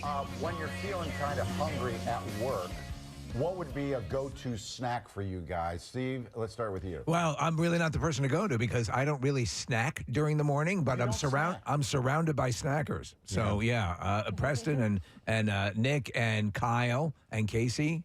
There's not Kathy as much, right? I mean, I have something in the morning, but I try not to snack throughout the morning. I'm very regimented. At 7:45, I have an apple. Mm-hmm. An apple. I need a routine, and that is my routine. So I have that every day. That's my little snack. I know we can hear it. Shut up. Anything? Kathy hates food that you can hear people eat. Yeah, she hates the sound of people eating, and she sits next to Nick, who is a snacker. And in fairness, Preston is disgusting with his apple. So. Well, Nick, what do you snack on? Whatever food is presented in front of me. Anything and everything. Cardboard boxes, chicken wings, whatever. You do apple, pretzel, banana. Banana. I'm like Preston. I do have a routine. So, I start with a soft pretzel, and then I have my apple slices. But, we're lucky enough to have food dropped off here from time to time. And then it ends with a full turkey leg. Whatever, if it's there. I ate. You guys love your apples. Yeah, very healthy. Apple a day. Yeah. What do you guys snack on? What about Casey? I don't really. I mean, it's not snacking. It's my breakfast. And I'm regimented at about 7:10, 7:15. I have my protein bar. Yeah, and that's kind of. You might call it a Baby Ruth. And that's kind of all I eat. Every now and then, if there is food laying around, I might go snack on something. But I have my peanut butter crunch core bar. Nice. Yeah. Wow, you guys are good. Yeah. Mike doesn't eat no, Mike sometimes will get a muffin. It depends on the day. Right. It's not every day. He takes one bite of it, mushes it up, and then that's it. What? What about you? Only one bite. Alex, what do you eat? Well, I eat a lot, so I'm a lot more than him. So far today, I've had some bacon, an egg, yogurt. Wait a second. Did you keep like bacon in the drawer of your desk? No, I put it in a little baggie and bring it from home. Wow. She has a hot plate here on the anchor desk. But you really should. You guys don't eat. You should see. Preston is, I think, the most regimented. He does he's got his morning routine, and then as soon as the show is over, he goes and gets his bento box. I have a little bento box with my lunch that I bring from home. Yes. My God. We used to. He and I used to eat meatballs at like for breakfast. Yeah, about. Well, listen, we will, but we were eating tamales yesterday. Remember, Foxy Lady Chef brought those by, so we'll eat weird stuff in the morning. Yeah. We're like you guys, too. We have a lot of food that comes into the studio. Yeah. And it's hard to say no. Yeah. Completely. Yeah. So I blowed up on that. We had pasta sushi yesterday for That's breakfast. right. Wow. We need to eat your style. Yeah. We had good food yesterday. Yep. Delish. Yeah. We'll see you guys. Thanks, guys. Thank you, guys. Go Phils. We'll see you. All right. Oh, it's 8:01. 93.3 WMMR, Philadelphia. You're a real crumb bum. It's time for a crumb bum cash keyword. That word would be one, O-N-E. And you have until 15 minutes after the hour to enter it. 3 ways to do that. Enter it at WMMR.com via the MMR app or via text to the special contest short code number that is set up. And that number is 45911. One random entry wins $1,000 in our company-wide contest, and each winner gets a call from Beasley. Make sure you answer your phone. Contest rules available at WMMR.com, and it is sponsored by Horizon Services. So, again, the word to enter now is one, O-N-E. Do it, and good luck to you. WMMR presents Preston and Steve's Bizarre File. Brought to you this morning by Helium Comedy Club, bringing the laughs to Philly for many years. Helium Comedy has the best comics of today and tomorrow live every week, and tickets and lineup at heliumcomedy.com. Well, here's another one of these. An EasyJet flight was canceled and its passengers made to disembark because someone on board the aircraft apparently defecated. This time, though, they made it to the bathroom. They just crapped on the floor. Oh. Well, that seems ridiculous. Yeah, that last time they didn't even make it to the bathroom. Yeah, it was right up down the middle aisle. The flight on Sunday evening from the Spanish island of Tenerife to London Gatwick had already been delayed by several hours. Aran Gedu, a passenger on board, told CNN the flight had already run into trouble pre-departure. When scheduled, the plane was switched out for a smaller aircraft, meaning some customers were turned away at boarding.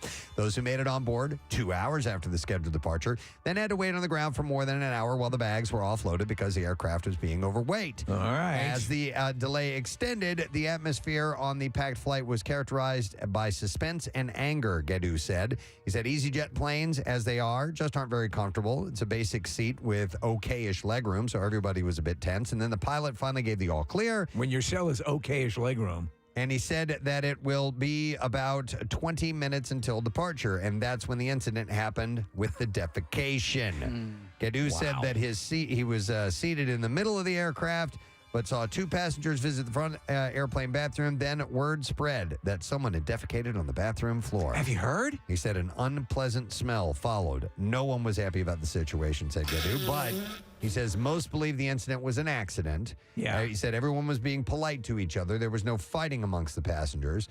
So they had to get external cleaners out from the airport to clean it. So that's when the stairs reconnected and the cleaners came on to deep clean the flooring. Why didn't the passengers just pitch in and clean it up? Passengers remained in their seats during the cleaning process. Afterward, the captain of the aircraft told the plane's occupants they would have to disembark, and an announcement captured on video by another passenger. Just want to let you know that I'm retiring right now, and I will never fly again. It was another 30 minutes before passengers deplaned. According to Gedu, he said that he was put up in a hotel for overnight. It was about a 45-minute drive from the airport before boarding a specially scheduled rescue flight the following day. So what are all these stories indicating? Is it indicating that it's taking too long to actually get into the air? Or, because you've had a number of crapping in the aircraft stories. Not really sure. It was due to feces thrown all over the walls. Somebody from the FAA. All right, a North Carolina family is upset after their loved one's body was mistaken for a Halloween decoration and left outside for days. Oh, my That God. looks real. It happens. Well done. From time to time. Yeah. Robert Owen's body was found in China Grove. His family, discovered that a lawn care worker mowed around his near-naked body thinking that it was a prop. A day later, someone else made the gruesome discovery. I have to ask, where did you get that? It looks fantastic. Owen's sister, Haley Shue, said, don't know how you can do that. Mow right beside someone and assume that they're a Halloween decoration at a house that no one lives at. Well, whether it's a body or a Halloween decoration, you don't mow over it. The last time the family saw Owens they didn't mow over it, they mowed around it. Yeah, that's what I do. Yeah, so they saw, you're right. So you're not going to mow over it, right? No. So they saw Owens on Sunday, October 1st, and it wasn't until a week later that police found him down a long driveway. It looks even better today. He had little clothing on and was face down in the grass outside of a home that the family says has been empty for quite some time. She said, my grandmother has lived off of that road for 40 plus years. Jeez. And he's never been to this house. He's never known this house this far off the road. He's never been back here. He's never been known to come here. I think the lesson is if you're dying on your front lawn around Halloween, crawl inside if you can. Police told his sister and mother that the 34-year-old had not been shot. They had to gather the rest from a construction worker on the property. She said, construction worker told us that he had cuts and scrapes on his arms like defensive wounds. His family admits Owen was known to take drugs. They say, however, that doesn't yet explain how he ended up where he did. Police don't suspect foul play, but are still investigating his death. Pretty horrible. Detectives are investigating, speaking of horrible, after a badly decomposed body was found aboard a train that delivered corn to a Tyson plant in southwest Arkansas on Monday. The train arrived before dawn at the company's facility. Employees were unloading the shipment of corn on a train car around 4:20 a.m. when they appeared to see a human arm that was spotted in an unloading chute beneath the car. Jeez. Sheriff's office was immediately called to the scene. Upon arrival, deputies opened the top of the grain car and found a human body wedged in the bottom of the empty car. After being unable to retrieve the body, they called in a wrecker service for assistance. They gained access through the top of the car by lowering a cable through the car and moving a piece of metal out of the way. Police were able to remove the body, which was described as that of an adult male of an unknown age. His body was badly decomposed, according to those who were at the scene. No identification was discovered. Tyson has not yet issued a statement on the discovery of the man's body by its employees. So the coroner is going to conduct an autopsy to determine the cause of death and try to identify this person. Fun fact, I love the Tyson meatless chicken nuggets. That's awesome. a fun fact. Yeah. Yes. A man has gone viral for saving his dog from a kangaroo. Yes. Video footage. I saw this footage. Shows a kangaroo holding a dog's head just above the water of an Australian river. The owner rushes out, demanding the kangaroo let his dog go. Moments later, the kangaroo lunges at the man, and the video goes black as the phone was presumably dropped into the water. When the phone reemerges, the dog is free, and the man is backing away from the kangaroo. I'm beginning to think that kangaroos are bastards. Some commenters said they, too, would fight a kangaroo for their dog. Others were confused. Letty Angela said, so do kangaroos eat dogs? Or why is he trying to choke it? While kangaroos are typically docile, confronting them is not recommended. Yeah, I think they're known to some people to be real pests. Yeah. You know, I mean, there's a load of footage of them in a couple of cases. Now, mind you, I understand if the kangaroo's been frightened by a dog. Yeah. But there's a couple of cases of videos of people being attacked by kangaroos. Yeah. And muscular ones. I know, jacked dude, they look kangaroos. jacked, They dude. look jacked up, man. Yeah. Like they're in a pose off or something. And that is what I have in the bizarre file. All right, it is 8:09. You got a handful of minutes left until 15 minutes after the hour to enter the word one, O-N-E. It's on you now, so make sure that you do that. It's your chance to win $1,000 with MMR's Crumb Bum Cash, and we're wrapping it up this week. So the word again is one, O-N-E. We're going to take a break and be back in just a moment, so stay with us. That's perfect. Actually, this goes with answering this question. A lot of people don't even know I do stand up. So this generation now, it's funny because that's why I wanted to. They'll come to my show and they're like, "Oh my gosh, you're really good at stand up." Yeah. And I was like, "Yeah, I've been doing it like 22 years, which is insane." And a lot of people just know me from movies, so it's kind of a bonus when they're like, "Oh my gosh." Yeah, yeah. You know, it's like Michael Jordan when they're like, go to see him play baseball, and they're like, oh, you play basketball? Oh my gosh, this is a whole other crazy. Wait, you're the Michael Jordan of comedy? No. Oh, all right. Michael Jordan of baseball. Yeah. Yes. Was exactly. Was Chuck and Larry the first movie you did with Adam, or did you do anything before that? Adam saw my stand-up on Comedy Central. Okay. So he was in bed with his wife, and he was channel surfing, and he was like, oh, it's this kid. And I was a kid at the time. And he wrote my name down and went to the office, and he was like, who is this dude? And a lot of the younger guys were like, oh, that's this kid, Nick Swartzen. That was my first special. And I used to do jokes about my grandmother. Oh, I love them. And so he had a script called Grandma's Boy. And he like called my manager, and I had a meeting with him, which was surreal, obviously. And the whole time I just wanted to be like, yeah, you.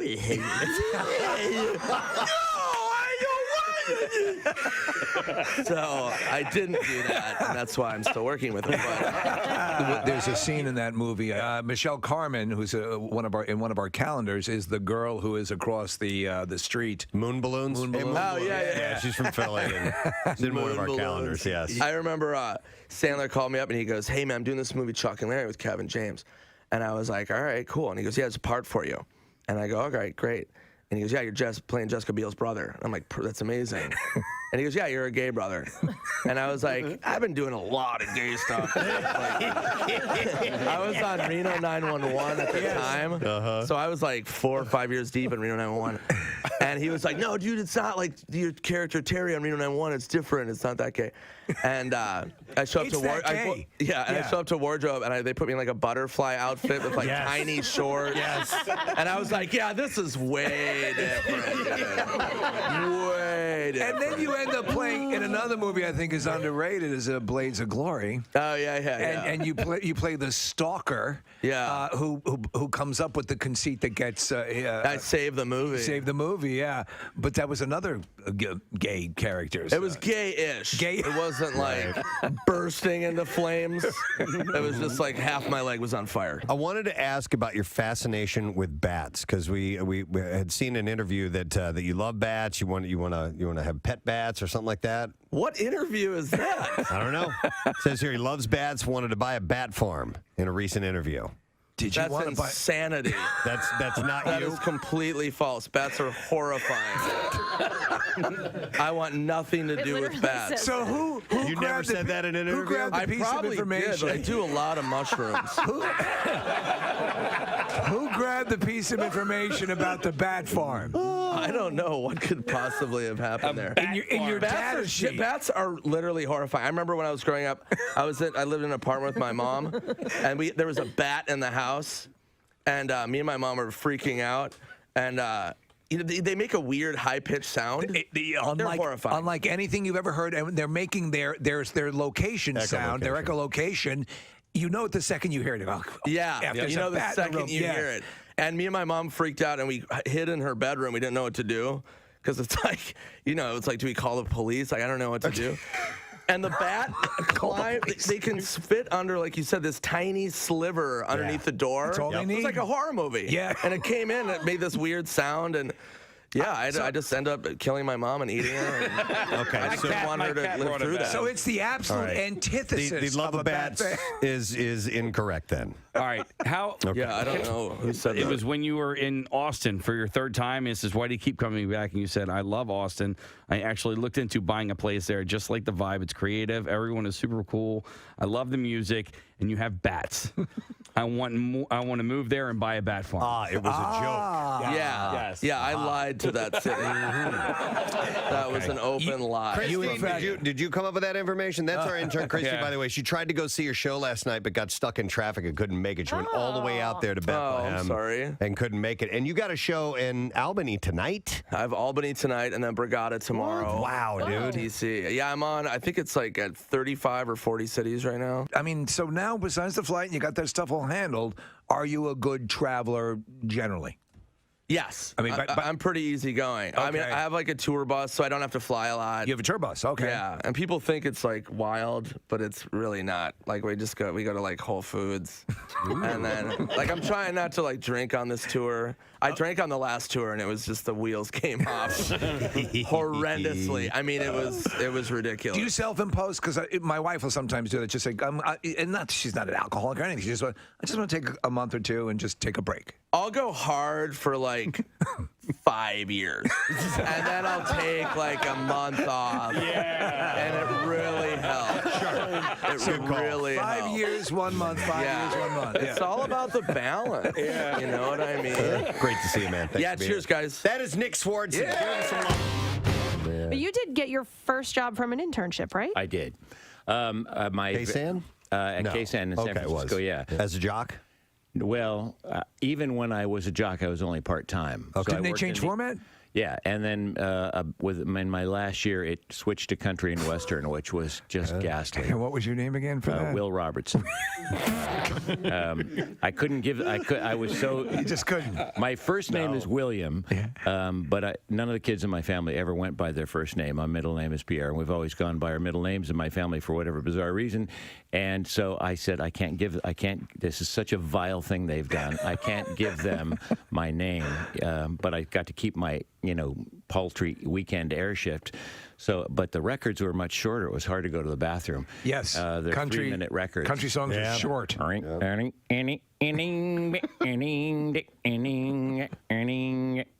And divorces and cheating and trains and drinking and prison. Trains. Cheating on trains. Yeah. I mean, some themes that go through. Now I actually got to like a lot of the music too, but it was here comes another 5 songs in country stereo. Yeah. Yeah. That's country stereo. That was the tagline? Country well, stereo. something like that. Yeah. And then they had this horrible jingles. The spirit of the West is alive and well, and living in Contra Costa County, and living in Marin County, and living in Sonoma County. Name all the counties. They name all the counties. Oh my God! You all got us a story there, Presbo. Yeah, we do. And now decades, one station. Yeah. I've only been at 2 stations. That's wild. So Will Robertson and Kenny. What was his name? Who, me? Yeah. Kenny Knight. Kenny Knight. Yeah, but when I worked at a country station I did weekends. It was down the hall, and they needed a part-timer, and I did whatever I could to be in the radio business. I was Kenny Big Rig Rider. Kenny Big Rig Rider. Big Rig Rider. Yeah. We got to get us a morning show with Will Robertson and Kenny Big Rig Rider. That's a good team up. Hell right there. yeah. I like And it. then I went by Don Imus.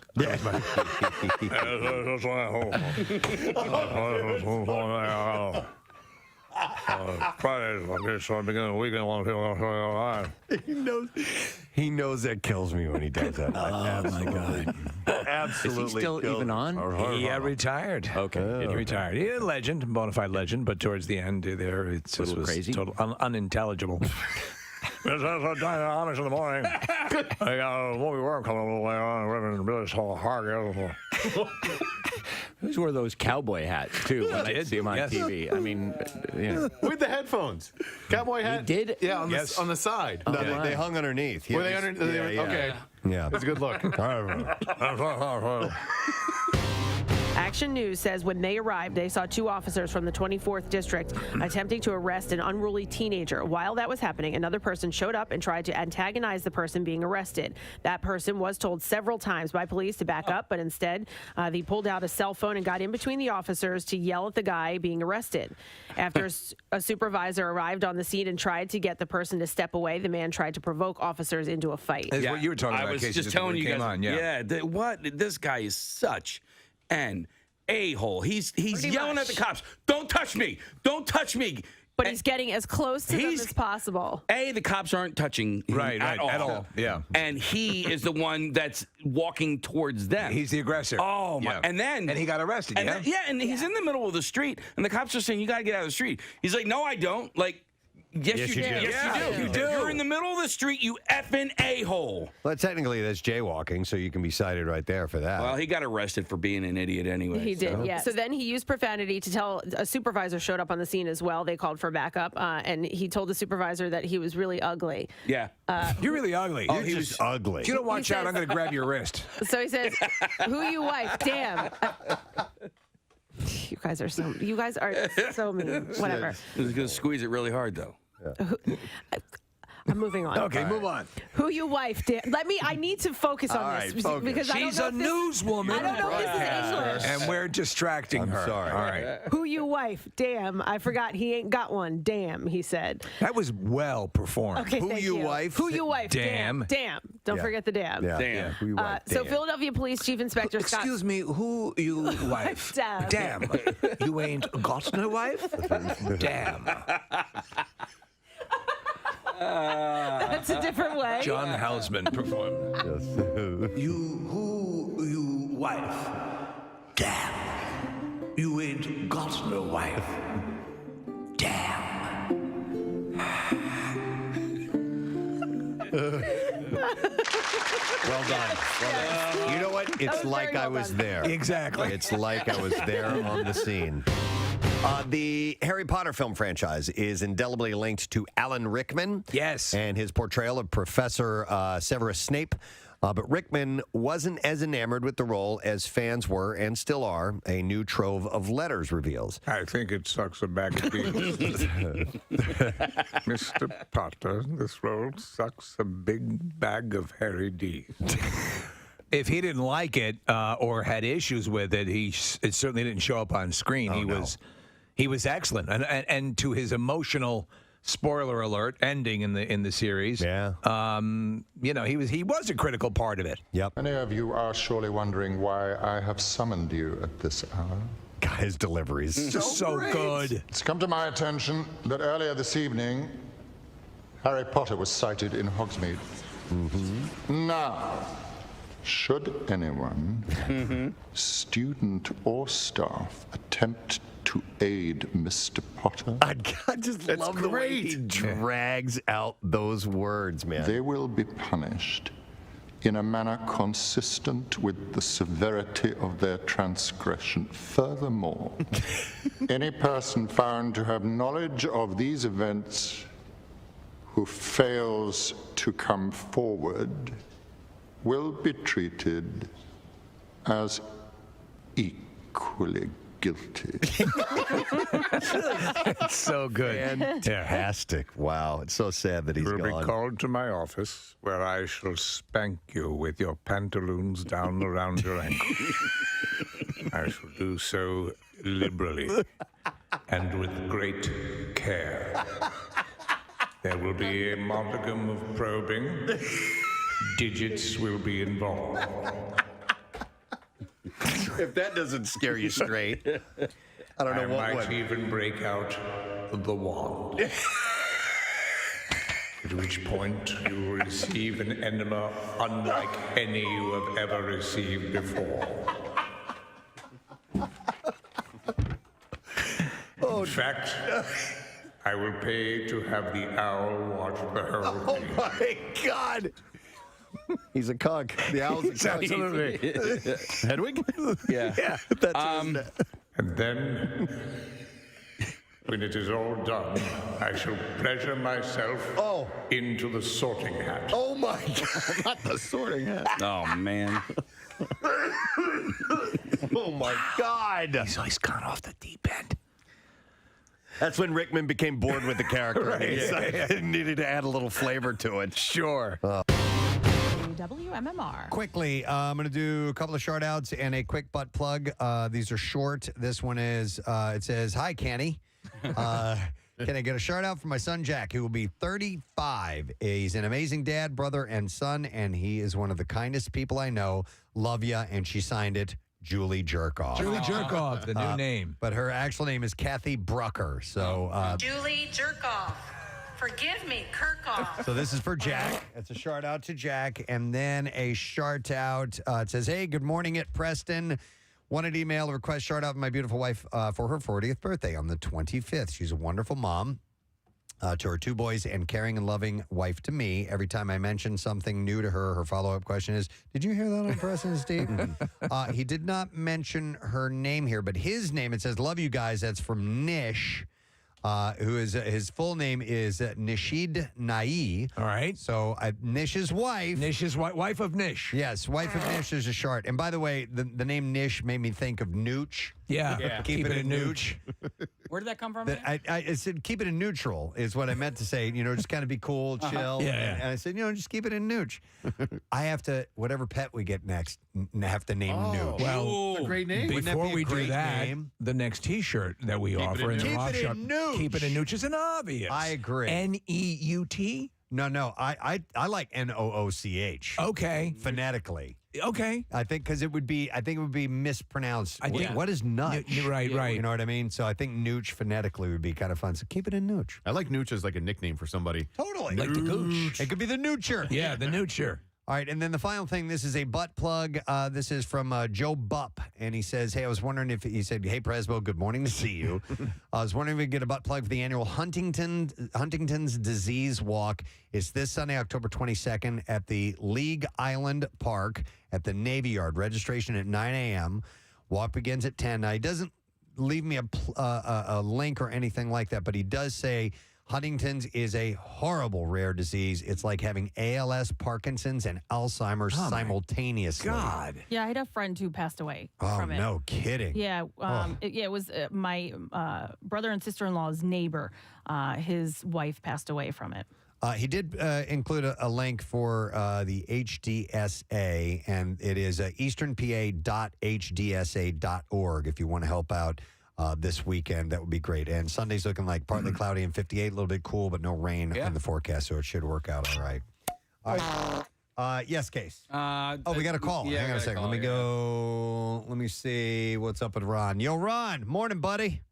Morning. How's it going? Good, man. How are you doing? I'm doing a lot better. And why is that? I just won $1,000.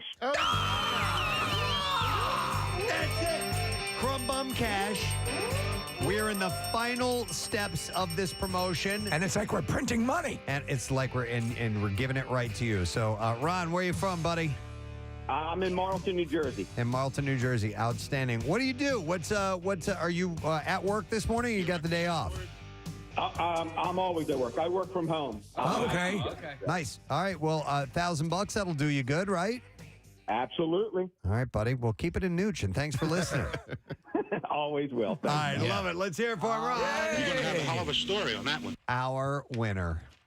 So we have another shot coming up at 10 a.m., so get yourself set for that. Dave, you are going to have a hell of a story with that. Absolutely. You're going to have a hell of a story. Speaking of a story, I wanted to touch real quickly. We were talking about the Phils and that ridiculous route last night and the fact that they're headed to Arizona.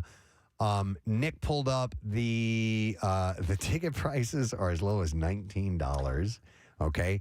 And we were talking about catching flights in case you wanted to do that. And that's what made me think about this story that I had set aside.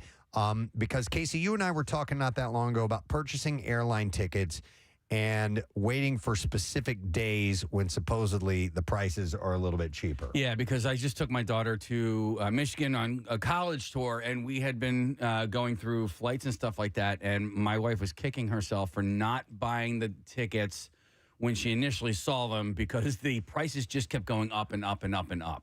So this article I thought was kind of interesting because I heard like on Tuesday is the day you want to buy. I've always heard that. Morning, yeah. Tuesday morning is All is that in fact the case? Well, this says that we all have a search for cheap travel deals. A recent study from the Berkeley Haas School of Business suggests that these hacks don't really exist. I was just gonna say, anytime I've ever checked, because I'll read about all of them, it never is the case. No, I every time that I go to buy tickets, I'm just I'm sticker shocked by how much it is. I've never seen a ticket price, an airline ticket drop after I've purchased it. Right.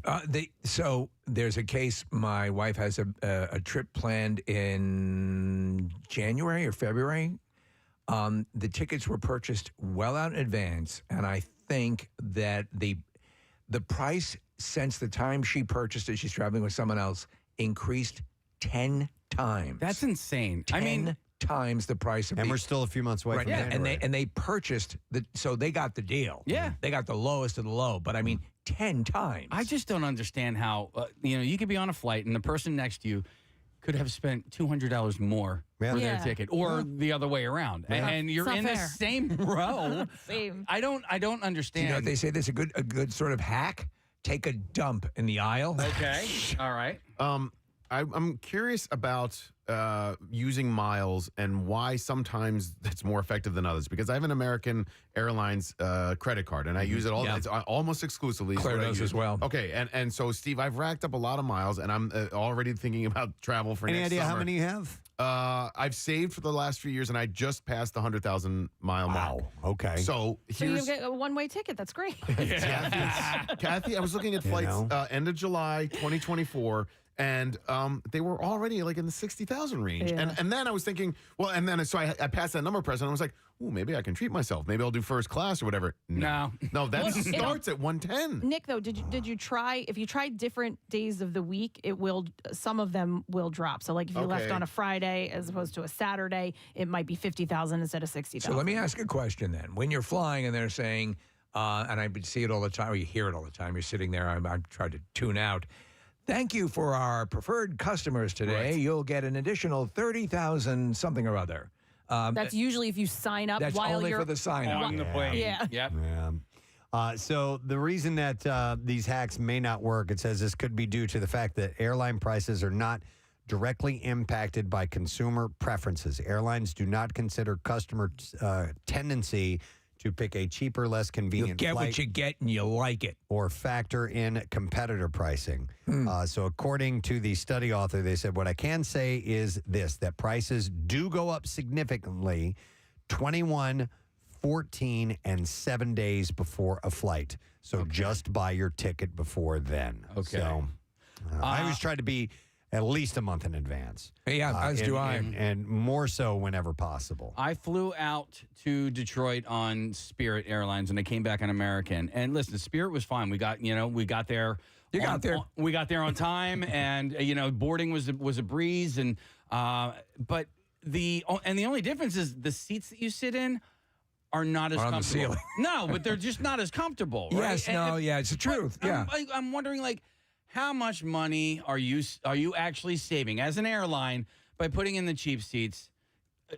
You know what I mean? Like, I know exactly what you're saying. So in other words, how much on the initial investment does the airline save by? I wonder though, Casey, if that sends the message to the passenger. Well, I'm saving because they're cutting corners here. Right. In other words, but you only, they're cutting corners one time on the installation of those seats. right? And How much? I hear you. Yeah. Does it warrant it? We talked not that long ago about Avelo Airlines flying in and out of Wilmington, Delaware, and I have two stories about it. A family friend did it recently, and he flew to South Carolina, and it went seamlessly. It was really easy. Apparently, the Wilmington airport, and I don't know because I haven't been there, there is nothing. There is one security line. There are 0 concessions inside. So if you want any food, they don't even have a vending machine. And you know what the security line is? Do you have a bomb? No. But the other story that I got, Steve, was this person had the flight back was fine. Yeah. The flight out of Wilmington, there were some issues with the airplane. Huh. They had to bring parts down from Philadelphia. And so No. the airline and the airport said, we're going to give you vouchers for a meal. Guess where they had to go for the meal? Where? Applebee's around the corner. They had to leave the airport. Was Preston there? Preston was the host at Applebee's that day. So they gave them coupons to an Applebee's. So like I was going to jokingly say Applebee's when you were about to say that. So the flight home went seamlessly, and it cost him $19. $19 to fly back from that's not Florida, bad. which not bad. Yeah. It's fantastic. I'd eat at Applebee's for that. well, dude, But it was 6 or 7 hours delay getting out because they had to wait for those parts to come down. So from you have Philadelphia. to weigh it out. Is that worth that? Yeah, but sometimes you're waiting 6 or 7 hours at the Philly airport. Did you? Right. 2 Right. summers ago, you were Last there. year. You left. Yeah, didn't it? Yeah. By the way, Preston, Applebee's has Dollaritas now. Dollaritas. I know. Dollaritas. Dollar margaritas, I think that is. Preston, let's go try it. See if it's good. So what I didn't know is that when I flew into Detroit, I didn't know. I love your flair. I didn't know that Detroit had 2 airports, so we flew into the less traveled one. Yeah. I guess it would be maybe the equivalent of like the Trenton Airport of Detroit. But what was wild? That's how they pitch at the Trenton Airport of Detroit. Steve, when we and I didn't raise a stink on this because I just wanted to get home, and I thought they would if I were to report what ended up happening, they might have actually cleared out the terminal. What happened? Here's what happened: as my daughter and I, as we were going through security, My daughters? when they initially the TSA person checks you, they check your ID and Right. your ticket. They never checked your tickets. They never scanned us to see. We could have walked in there without a plane ticket at all. Wow. And I'm like, dude, I don't want them to, like, I just want to go home. I'm like, it's probably safe. We're probably okay. Yeah. Did you make it? I'm here. No, we didn't I'm make here. it. I'm here right now. But I mean, you're supposed to check. Yeah, it's sort of suggested. By the way, on the opposite end of the Avilo Airlines, have you guys seen the Penelope Cruz? Yes. United Emirates. Oh, where she's acting like she's actually rooting for soccer? Oh, no, I saw that one, but there's one last night I saw. I just showered above the clouds. Yes. Yeah. And I did it on United Emirates. And I took a dump just outside the bathroom door. Where they encourage that. These are the high-end. Preston, I sent you the one. Well, it's a different thing. It's a cruise line, but it's Four Seasons Cruise. But yeah, the United Arab Emirates.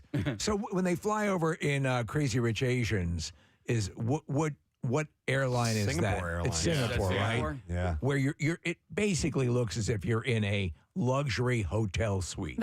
I just want to go to Singapore so that I can do that. Yeah. Don't you think? And by the way, you know what that runs, like that first class? Because I just, for the hell of it, I checked it out. It's like $30,000. Oh, yeah. Oh, Sure. totally worth it.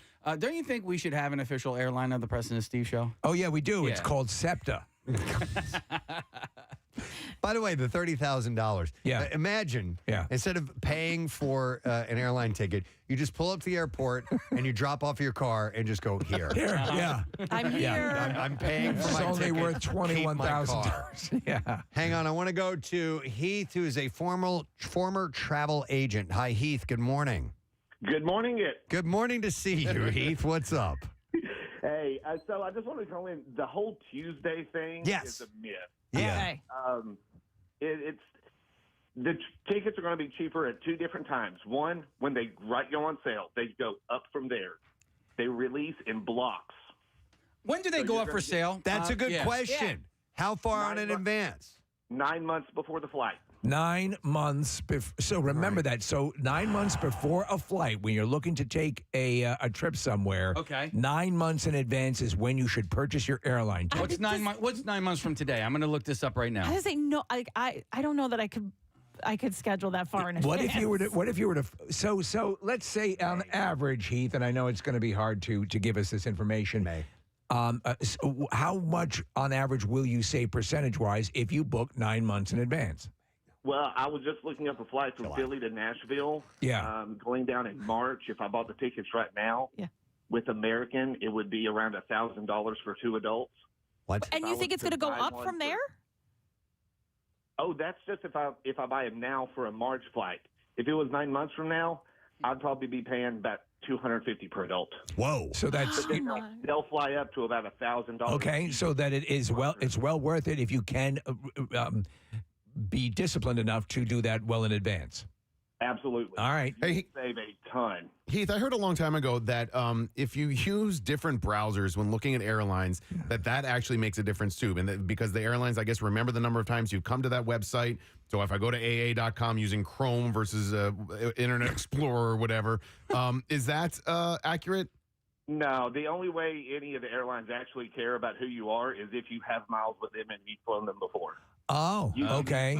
You can use two different computers. You can use two different people on two different sides of the country, and you're going to get the same prices unless you log into a website.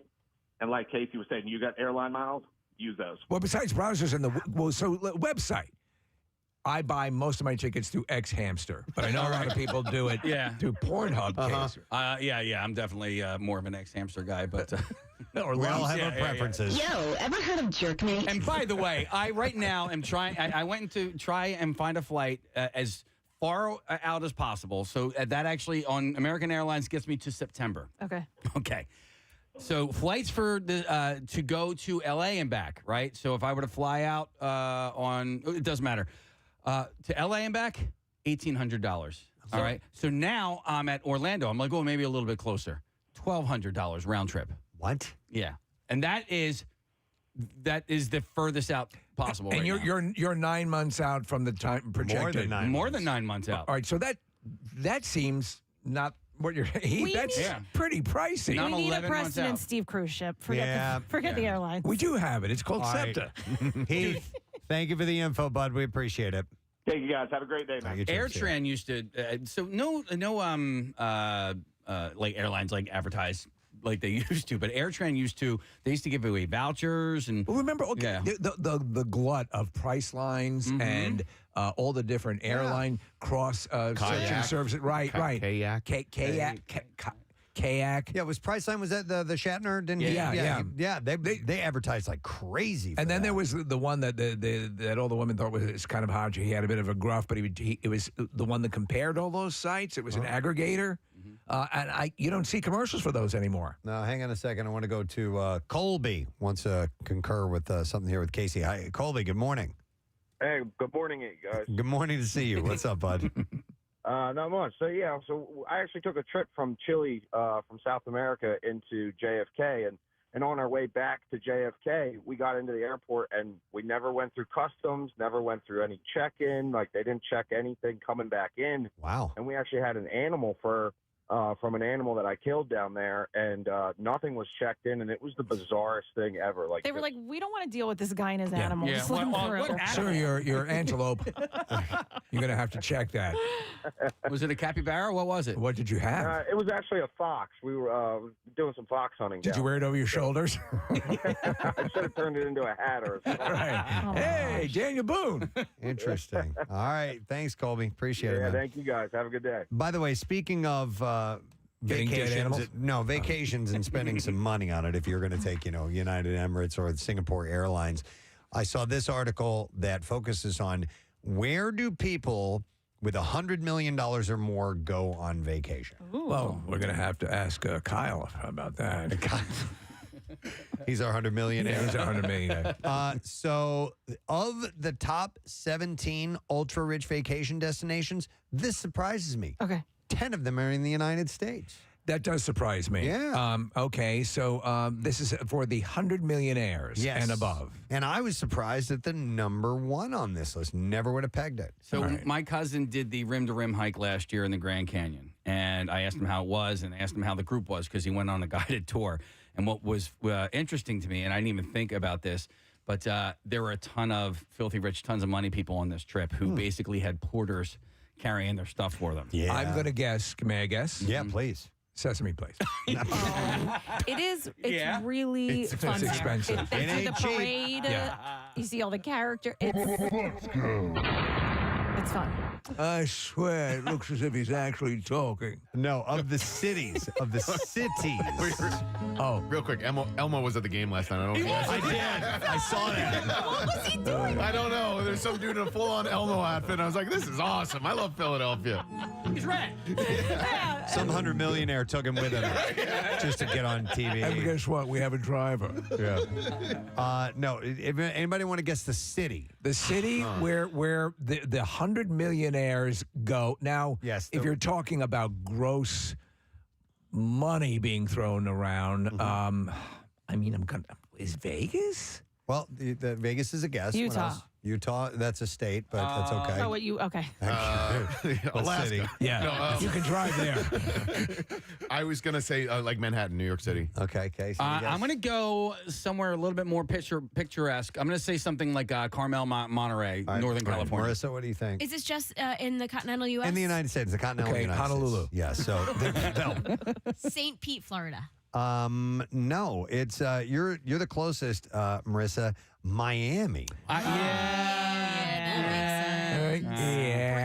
to Miami. I'm Noigo, I'm Miami. Whatever he says. Bienvenido. Bienvenido? Yes. Bienvenido a Miami. To be honest, so there are a lot of filthy rich, tons of money people who live in along the drag there in Miami. With their cars have elevators. Yeah. But I didn't realize that was the number one. This is for visiting, for vacation. Visiting, yeah. It makes sense, though. That was one of the places I went to, and I just couldn't. It wasn't for me. I don't like it. It was too much of that. Filthy rich, tons of money? Yeah, just not. It wasn't. It was like my Vegas vacation. I couldn't wait to leave. So they have year-round, they have over 160 centimillionaire residents, people that make over $100 million. And in the peak holiday months, they will have 800 visit Miami. 800, 100 millionaires and above. Yeah. Isn't there that island that where like Tiger Woods has a place and Shaq and I think Madonna? Like there's in the Delaware? Not in the Delaware. No, in Miami.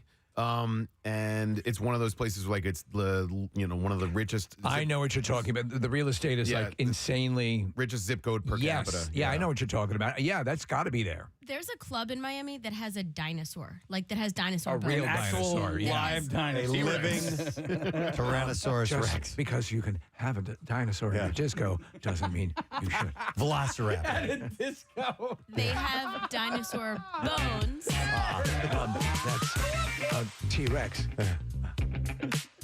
And now our disco lights have come on in the studio. If only we had an inflatable dinosaur outfit that we could have at the ready any point in time. Well, and actually, how did T-Rex would have to do like Preston? Like this. Yeah. Just his little bitty arms. He's doing the lawnmower. He can't even do the shopping cart. No, but each of these clubs literally just outdoes the other one, and whatever they can do to bring these people in, and they are like the place to be down I'll there. tell you what, man. If you are, I don't know, over 30 or 35 and still trying to find fun at a nightclub.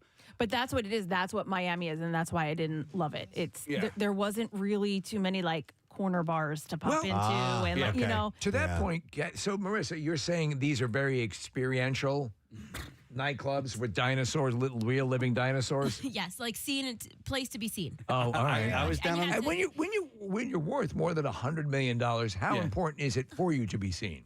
When you're already there, There's probably a lot of I think it's very cares that you don't care. I think it's very important. Yeah. For people to know that you have exclusive access to this area and people see you sitting in the private area. It's like that Will Ferrell SNL bit with the "I'm number one" hat from Multimillionaire. I don't think they care. I don't think the 100 millionaires care. I think they can do it, and they go. And I think it's all of the people around them that care, and want to be seen in that private area that so and so got them into. All right.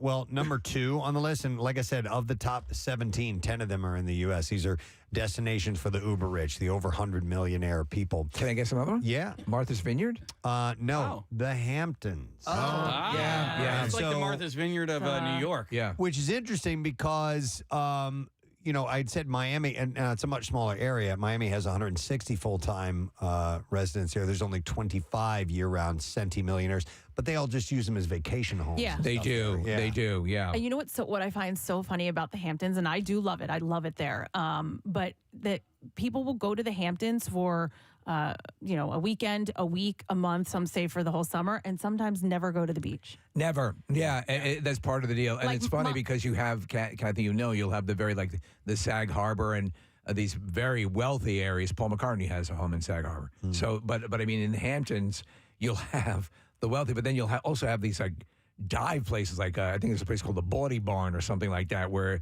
these two worlds collide. Hey, we're going to hang out with the poor. Yeah, we're going to go slumming. But I mean, it's considered a beach destination, and people don't go to the beach. Montauk I is just fed a dry cleaner. Montauk is completely different. You're on the beach. That's where you want to be, where you want to go. But in the Hamptons, some of them never even go to the beach. Preston, they have these little sort of gumball machines filled with caviar, and they can feed the little, Look at that. He ain't Feed the wild of Hamptons.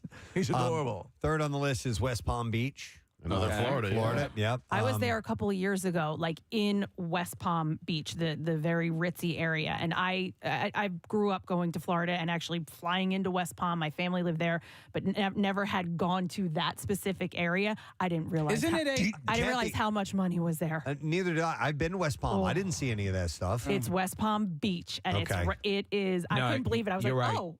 Yeah, okay. I've seen it pop up. You know what I've come to love is Clearwater. Yeah. I freaking love Clearwater. Yeah, me too. All right, also for the uber rich, and Casey, I think you've been, and maybe you as well, Nick, Santa Barbara. Oh, yeah. I was Santa Barbara, California. It's number 5 on the list. I heard it's amazing. Yes, it is. It's near where Mark Summers lives. And what I love... Oprah's up there. What I love about Santa Barbara is that it's an hour north of LA, and it's not LA at all. It's Central California coast. It's expensive, but it's beautiful. Just above that was Paris, France. It's an obvious there. And then after Santa Barbara, San Diego. Okay. Whale's vagina. This is a dumb question, but the first Karate Kid, what town was that in? He was in the Valley. Yeah, because they made fun of him for being from Reseda. Reseda, yeah. Yeah, where's Reseda? In the valley. Okay, San Bernardino, is that north of Los Angeles? It's just over the hill. So if you're like in Hollywood and you go up over the hill and then back down on the other side, the valley is always 10 to 15 to 20 degrees hotter than coastal Los Angeles. And it's a lot less nice than many parts of LA. Yes. Hang on a second. Emily wants to chime in real quick. Emily, good morning. Good morning, Ed. Good morning to see you, Emily. All right, it says here on my screen you date a really wealthy man. Yes. Okay. Date a very wealthy man. Actually, I should say I just stopped seeing him because he decided to go back to his extremely wealthy ex-wife. Okay, so that's the story. Have you called him before, Emily? Yes, we talked before. I remember that. I remember you. And it was for a similar matter that we were discussing, right? We're talking about money, and the more money, the less they like to spend it. And Miami is one of the places they like to go because you can jump on any of the cruise ships, and it's a lot of security, a few, maximum 4,000 to 6,000 people, so they don't feel like they're going to get mugged or hurt. And it's very So safe. you're saying Miami, because of Miami's access to a lot of the cruise ships and private cruises, that's why the draw is there? Yes, they love to go there, and they have their own little place on all of the cruise ships for the extremely wealthy. Norwegian is the haven, and there's none of us paupers can get into that. Okay. And then they just head down to the Caribbean and spend some time there. Buy islands. They call it back to back, and Don't talk go back. on cruises for 3 months. Huh. All right. I didn't even think about that. Thanks for the insight. Appreciate it, Emily. Sure, love you guys. Go Love find you. another rich guy. Yeah. All right. By the way, and a side note, there was I was looking at some pictures of one of those travel around the world cruises that's constantly moving. Yes, yeah. That you can buy condos on. What are they going for? Pretty cool. Like the lower end is $100,000, which is to purchase. Yeah. And you can have that. I don't know. I assume if you buy it, you own it for as long as the ship is around. And essentially, as the boat's going, you can fly out to wherever the port of call is and jump on it there and stay on it for 3 months and get off and go back home. And it's kind of interesting if you have that kind of money to do it. So San Diego, then you have Nice, France. Napa is number 8 on the list. Of course, yeah. With 100,000 heirs, 100 millionaires go. I earn $1,000 a year. Golden Triangle, Portugal. Aspen. Okay. is 10. California, beautiful. Aspen still has that glow to it, huh? Yes. And then Casey, Carmel by the Sea. Gorgeous. Number 11. That's what you had mentioned. Yeah, Carmel's. One of the best vacations that we ever did was we went up, to the wine country in, San Francisco and came down the Pacific Coast Highway. And you go through all of those areas from Monterey and it's just, Big Sur. It's unbelievably gorgeous. It's Northern California at its best. And then you have Boca Raton. Yes, that's Florida again. Is number 12. Lisbon, Portugal. Florida. I want to go to Portugal. Lugano, Switzerland. No, Lugano, Switzerland. Greg Lugano, Switzerland. Okay. I went there in 1996. Lugano. I spoke no Italian. Muy bien. Cannes in France is number 15. Antibes in France. Antibes. It's on the Riviera. Okay. Yeah. And then the final one on this list is Jackson Hole, Wyoming. I am not surprised. I was actually going to guess that because the financial boom that's happened in Jackson Hole is ridiculous. It's so much so that the working class can't even afford to live there anymore because so many billionaires have moved in. So Chases them out. they have to, Steve, their commute is now like an hour and a half if they want to get to their jobs in Jackson. But the town of Jackson is tiny. Yes. It's there, and it's not ridiculous. I've been there a few times. It's just grown by leaps and bounds with so much money that's come in. Also, I haven't been in 10 years. North of Yellowstone has gotten ridiculous as well. There's Big Sky, which is north of Yellowstone, and a lot of money from New York, from California, from Texas. All of these people go in, and they people can't stay there anymore because rent and housing has gotten so expensive. Well, my friend just bought a house there, and I mean. In Jackson? In Jackson Hole, yeah. And it's not, she didn't, I mean, listen, she paid a decent amount of money, but it was not crazy. It was not ridiculous. Obviously, she's not a millionaire, but she was able to buy a second home there. And it's pretty gorgeous. But I laugh all the time because she loves it so much there. And I really hope to get out there one day to visit her. But she'll have she's a teacher. She'll have an extra day off. And I'm like, oh, what are you doing this weekend? She's like, we're going to Jackson Hole. Like the second she has any day off, they are on a plane and out there. Wow, Yeah. that's expensive. Steve, did you end up watching Equalizer 3 over the weekend? Oh, yeah. Okay. That little Gorgeous, town gorgeous. in Italy. I don't know where in Italy it was, but Pizza. Oh, It's Pizza Italy. Sicily, I believe. That's okay. Well, they were saying because they were talking about the port and why would you pick that port? Is that where they were? I believe so. Yeah. Okay. Yeah. I was all Yeah, about that. those smaller towns. Well, Lake Como. Lake Como. Another, is another filthy rich, tons of money. White Lotus, wherever that second was season Sicily. was. That was in Sicily as well. Stunning, beautiful towns. Wow. Well, if you got 100 mil, we just gave you some ideas. Yeah. Where to go. Just fly Spirit. In case you didn't know about that. Yeah, fly Spirit. Save yourself some money. 9 months in advance if you can. And you'll be good to go. Pack lightly. All right. We need to take a break because we have some other guests that are coming up in just a little bit. Oh, wait. The Equalizer 3 was formed. It was filmed. Let me see. Mostly on location filming, Casey, took place in Campania, Italy. Yes. The setting was Sicily, though. The cast and crew shot those scenes in the southern Italian region. So, it's like when they shoot in Pittsburgh and call it Philadelphia. Yeah. Bastards. All right. Let's take a break, come back in just a moment, and we'll find out about the Philadelphia Film Festival's coming up. I'm going to get some details for you and see what else we can get into. We'll be back in a moment. Stay put. Pentameter, I have had this ongoing debate as to whether or not he says yippee-ki-yay, I'll say truck, mudda truck or mudda trucka. And that haunts you? Well, I mean, I've talked about this ever since the movie came out. Does he put an ER at the end of... I don't think Bless me, Father, for I have sinned. Yes. I'm worried about Alan Rickman's delivery of the role, yippee-ki-yay, mother trucker. Do you have any sins to tell me about, son? No. I just thought I'd talk about I just wanted to seek your counsel. I don't know. I don't think there's an ER. I think it's Me neither. The question you just raised is easily one of the most imbecilic things I've ever heard. I want you to come to my office, where I shall lock the door and spank your buttocks. A man was spotted riding on the hood of a car barreling down the express lane of I-95 in Florida late Sunday. It appeared to be talking on the phone while he was doing it. Yes, that's with anchovies and pepperoni, please. Yeah, he's on the hood of a car going about 70 miles an hour. The driver in the other car that was filming this says the words, "What the actual F?" We're in mid-highway. He's one hand holding on to the crease of the hood, and the other hand holding the phone to his ear. A female passenger in the car seemingly could not believe what her eyes were seeing. According to the video, she said, "What is that? Oh, my God." The driver, Daniel Maida, who was filming this, told the Miami News Times that the man on the hood was somehow hanging on to the Mercedes-Benz C300 with one hand and appeared to be talking on the phone with his other hand. A woman behind the wheel. Now, baby, I know I made a mistake. I know I made a mistake. But I think we can work this out. I just want you to listen to me, or at least slow down by 20 miles an hour.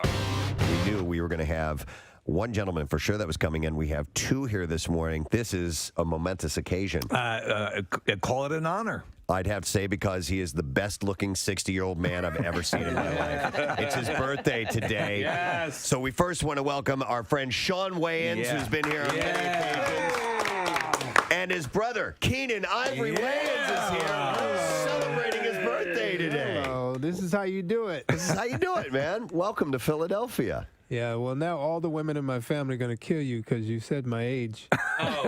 And they all lie about theirs. You were working as a stand-up when you met Robert Townsend, correct? Yeah, well, when I met Robert and Eddie and all of us, we all started out at the same time and in the club in New York at the Improv. Yeah. And that's sort of how we, started working together. And you I believe, if the legend is correct, that you are one of the writers or co-writers on Raw, correct? Yeah, on Raw. I worked on that with Eddie. I also produced it, and Robert directed it. I remember that day. Oh, there was a picture. Put the picture back up. Yeah, I was back there with you guys, right? And I was slapboxing with Eddie, and I almost hit him, and then security grabbed me and was like, "All right, all right, Junior, you about to mess up this money? Go sit your ass down." Wow. So that's cool. But all you guys have had such a massive effect on comedy and a type of comedy that I love. We all love. that is you helped usher it in. Eddie Murphy did as well. What happened in my career was I started out, sort of by myself. Yeah. And then as my family started getting into the business, I kind of realized that it was either going to be all of us or one. So I decided to make it about all of us. So I kind of stepped away from acting and started to cultivate. Yeah, exactly. So, and Sean, we were talking earlier about how you were first on the show as the DJ. Yeah. And you'd already been doing comedy. You're doing stuff like that. But so from your point, Keenan, as you're seeing family member after family member, I want to do this. I want to do this. Is it a double-edged sword, or what do you first say to them when they come to you and they say you as sort of the default patriarch? I want to do this. He nurtured us. Yeah. My thing with them was as long as you're willing to work. I always wanted them to know that it wasn't easy, and I would give them small opportunities in the beginning. I never gave anyone a starring role who wasn't ready, and like I said, I made sure that they all put in their work, and it is the fact that they're where they are in their careers now is testament to the everybody fact that they came in the right way. Did anybody ever get mad at you saying, "Hey, I'm ready for my starring role"? Always. When Damon first started, I was the DJ, man. And you were a damn good DJ. I could play sketches too and scratch. Hey, the guy right behind you is really talented. Well, when Damon first started, I told him, I said, "Give yourself 10 years." Yeah. And he looked at me like I was insane, and he was like, "It's gonna take me 10 years." Well, 10 years later, he was ready. We say the same. I tell like the interns and people are coming up in the radio business, and now we've been, it's the 20th anniversary of the show, and I say, trust me, if you were to jump 5 years into the future and look back, you wouldn't believe where you were or how things have changed. Yeah. So that's very sage advice. But when you're young and hungry, it's hard to perceive that. It is, and the thing is, youth is something that people think everything is supposed to happen when you're young. Right. And they're disappointed if it doesn't, because youth is when, you make the money, you chase the girls, you do. And that's the experience that everybody wants, as opposed to being great at what you do. Yeah. And being great at what you do takes a lot more time than that. And sometimes, youth passes you by. And I tell people all the time, if your goal is to be a CEO of a company, it doesn't matter if it happens at 20 or 60. Yeah. You still accomplish your goal. Yeah. All right. So you have to be a really good talent scout, right? So within Living Color, were you the sole decision maker as far as who was on the cast and who wasn't? Yeah. All right, so it was because you did an amazing job with that, and you look at that, like all of the people that came out of there. Well, they were all people that I knew. That you knew. Right? So we were all in the clubs together. Okay. So when I got an opportunity, it was like, who's the funniest guys I know? Like, it wasn't really like a hard thing to do, because I knew they were funny. You were working with people like Jim Carrey and all those guys were paying their dues. And he knew what to do with them. Right. Yeah. But that's a key. That is a gift. There's Lorne Michaels has that that ability, and also who's going to synergize well with each other. But your show aired at 8:00 on Sunday, and so you had a younger audience in myself. Right. And I loved it. You know what I mean? Like Ace Ventura came out, I was like all over that. And like, it got moved to 8. Started at 9. Did it start at 9? Yeah. What Parker Lewis Can't Lose? Was that your lead? The Ferris Bueller ripoff? I love that show too. Fox wanted to make it an anchor show. Okay. So they moved us to 8. Did they initially, or because would it first really, because it kind of hit the ground running, if my memory was, and did they go, whoa, we need to bump this up? Yeah, well, initially they were very afraid of the show. Period. Like they had no idea what was going to happen. But once the show was successful, then it was like, every network strategy is going to be, how many other shows can we launch? Right. So, they ended up moving us. In this day and age of reboots, we're seeing TV shows rebooted. Constantly. What's the likelihood? We don't have a good sketch show. You know, SNL's the only thing going right now, as far as I know. I think there's absolutely a new generation. Yeah. So it would just. I don't think that the guys from the past would step forward. Yeah, want to do that again. But there's absolutely a new generation out there, and it would be fun. Yeah. We're in a time now where I think a show like In Living Color is needed, but at the same time, it's the sensitivity. Can you do it? Yeah, No, can that's you a do good it? question. We were wondering about that, about the. Preston and I were having a talk earlier about the comedy club or the theater. When you guys are there, that's your realm, and all bets are off. You should be allowed. There's there's safe spaces for satire and comedy and thought provoking, whatever you want to do. That's your palette, and there's been hits on it lately. It's the phone. Yeah.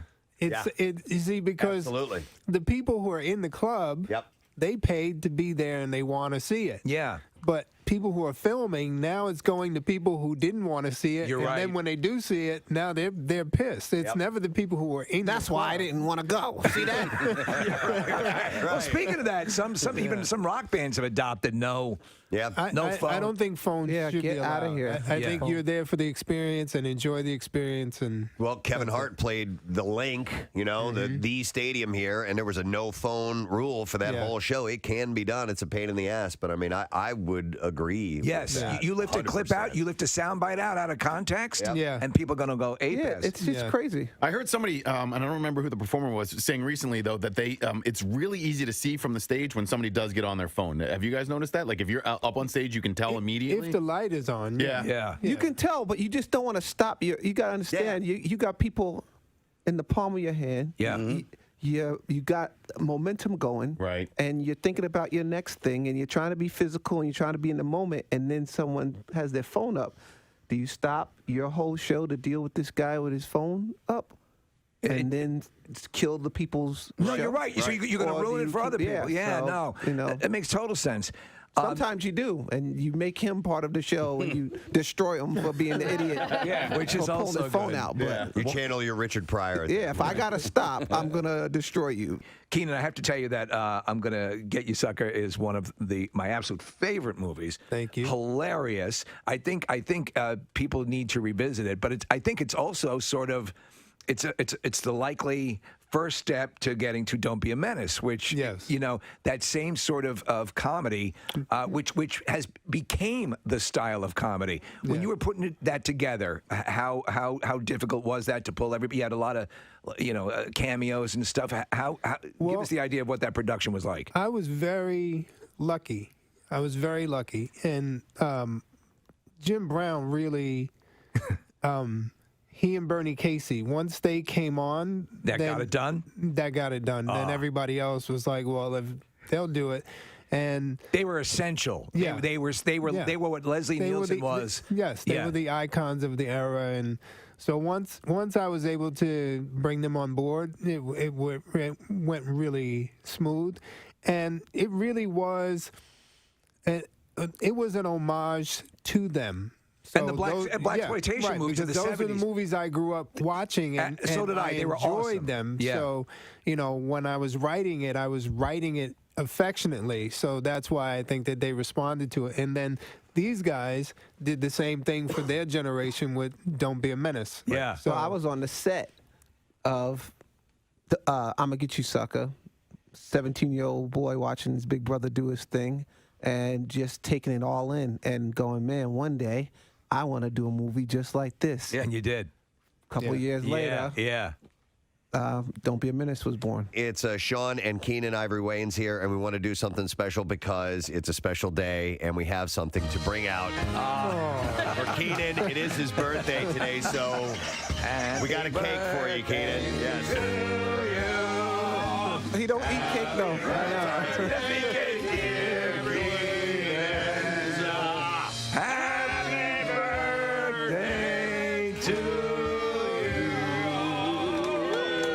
Don't eat cake, huh? No, actually I don't. But I appreciate the 7 candles. It's my 7th birthday. There you go. So you can blow out the candles, and there you go. The first ever Bond girl, Eunice Gayson, has died. She was 90 years old. She starred as James Bond's love interest, Philadelphia Film Festival. Yeah. Is taking place. We want to talk about a gazillion movies for you to go see, and we have the guys that are here to tell us about everything. They are the ones that put this on. By the way, tickets and full schedule available at filmadelphia.org. Please welcome Andrew Greenblatt and Michael Lerman. Thanks for having us. To our show. Good to see you guys. Yeah, 32nd year for this event. Yeah. And we were, having a short discussion off air about how much effort you guys have been putting into this year. With the writer's strike and all of that, I mean, that hasn't impacted this too much because this material was already ready to go, I assume. Yeah, I would say more the actor's strike than the writer's strike. Just 'cause, Okay. we can't bring promote in actors. Yeah. And that is a cog in the wheel. But and I was complimenting you both because the work is showing in what you put into this festival, which is now looked at, I think, globally as a real deal player in the world of these kind of festivals. And, I'm looking at the schedule of stuff, and you've got a tremendous. Is this the most amount of films you've had in a festival? I don't know if it's the most amount, but it's up there. We definitely, there's years we kind of pushed it up to 120, but I think that every year we kind of learn kind of the limit of how much. Where we can go and how far we can go. So, well, it's not just the number; it's the quality of what you guys do as far as vetting it. And then there's the thing that I think that both you guys strive for, and in general, is something for everybody. Right. Absolutely. And that's the key. So, what has you excited? The most this year. I was looking at a film that The Promised Land, which is the Mads Mikkelsen a film, which is getting a lot of, he's fantastic, but that's getting a lot of buzz. It's really great. Yeah. It's really great. And the thing I love about it is it's not like it's polished in terms of the aesthetics, but it is rough around the edges in terms of the content in a great way. Yeah, like warts and all. Yeah. All right, cool. So. What else? What is... I mean, the sports fan in me is excited that we've got a film executive produced by Alan Iverson, and he will be coming to the festival for the Q&A. Oh, wow. What is the film? The film is Bad Things Happen in Philadelphia. It's an important, powerful doc on gun violence in Philly and how communities can get past it, including the use of basketball in communities. And on the 28th, both Alan and the director, Kieran Knox, will be at the Film Center for the screening and for a Q&A. How hands-on was he? I mean, was he just money, or was he really involved? Because it's a great message to get out, because obviously it's hellacious. So how invested was he? My understanding is, he had friends who died from gun violence, and so this was a really important issue to him. And I think it's going to be a fascinating Q&A. What's it called again? Bad Things Happen in Philadelphia. Wow, okay. And then there's another one which has a bit of a buzz, Bucky effing Dent. Yeah, I mean, talk about a great kind of inspiring sports story. Yeah. This is a movie directed by David Duchovny that he wrote, and it's also he's starring in, and it's based on a novel that he wrote too. So, but it's this just kind of very sweet father-son baseball story. So love it. Yeah. I was reading this. So on Friday, we're going to have, I think it's Friday, we're having Adam Weiner in from Low Cut Connie. Yes. And there is a documentary that's about Low Cut Connie featured, right? Yeah, and he's going to come do a special performance to us. There you go. That alone. When and where is that? That is also at the Film Center. It's on Friday, the 27th at, I think it's 9:30 p.m. it starts, and the performance will be right after. I'm super excited for it. I'm also running the Q&A, so I'm really excited to be. Oh, you're all set. Of the screenings, how many features like that, like a music or Q&A or it takes place, or it's just a handful of them that way? It's just a handful, but we like to kind of, it's like we're showcasing the films, but then we're putting together these events as supplementary. One of the advantages of being together again is everyone can laugh together, everyone can cry together, but then also people can enjoy Q&As, and they can enjoy kind of these eventized versions of screenings too. So, all right, have you guys both, have you seen every single film that's going to be here? I have. You have? Yeah. How the hell do you find the time to do I mean, that? it's like that's the tip of the iceberg. We watched, I watch something like 800 movies a year. Well, these are the ones that make the cut. Right. Yeah, That's there's right, ones that don't. yeah. Yeah. And that's the hard part of the gig, I'm sure. And we have thousands of submissions. We have a great programming and screening team that goes through everything. Yeah. Michael, how do you suffer bad movies? It's very hard. Is it? I will say, like, people hear about my job and they say, "Oh, it's so fun," and then I start talking about how not fun it is the days where it's just like 10 bad movies in a row. Right. But then when you find the good one, then it's like, oh my God, it's this huge breath of fresh air. There are bad good movies. Yeah. There are definitely. Good, bad, but there are just arduous movies, and So- those are the ones that are a nightmare. Do you suffer all the way through it, or is there a point where a movie is so bad you're just like, I'm done. I've spent an hour and it's getting nowhere. I think it depends on the context, right? Like, so we go to film festivals and I'll watch something like 70 movies in a festival. And for the most part, I'll try to sit through the whole thing. But sometimes I'll get an hour in and I'll be like, this is not for our audience. This is not going to work for us. So I will leave. Even if it's amazing, I will sometimes leave and be like, I got to go catch this thing. If they're paying, if it's a paid submission, we'll watch the whole thing. So, it's because that's what they paid for. Yeah. Can I ask generally, we go back and watch anything we have to leave early. Anyway. Right. There is a documentary that's going to be featured. It's called Stand Up and Shout, Songs from a Philly High School that I believe there's going to be a Q&A for this afterwards as well. Is John Legend going to be? Absolutely. Yep. John Legend in the house too. He's one of the he's one of the producers on this film. Can you talk about the what the film is about? Because it's very, very interesting. No, the film's awesome. It's about this high school that uses this music program to teach the kids to express themselves, to get through tragedy and trouble, and really thrive. And we're thrilled because first of all, it's a world premiere. No one's ever seen the film yet. We're thankful to HBO and to. I had to get a special passport just to watch the trailer, by the way. Just to watch the trailer because they haven't released it yet. Yeah. It's really exciting, and we'll have John Legend, we'll have Mike Jackson, his partner. Oh, that's awesome. From Philly, all in for this great Q&A. And some of the kids too. And some of the kids up on stage. So who knows what'll happen? Documentaries are great. I'm a big fan. I know we all are, and you get a great documentary, and it's just can be life changing. If it's a powerful message. William Friedkin started as a documentarian, and then a lot of times directors and producers and writers who start in that world and move on to fiction, really carry a lot with them, and so you can see that pedigree that comes with starting in that realm. So.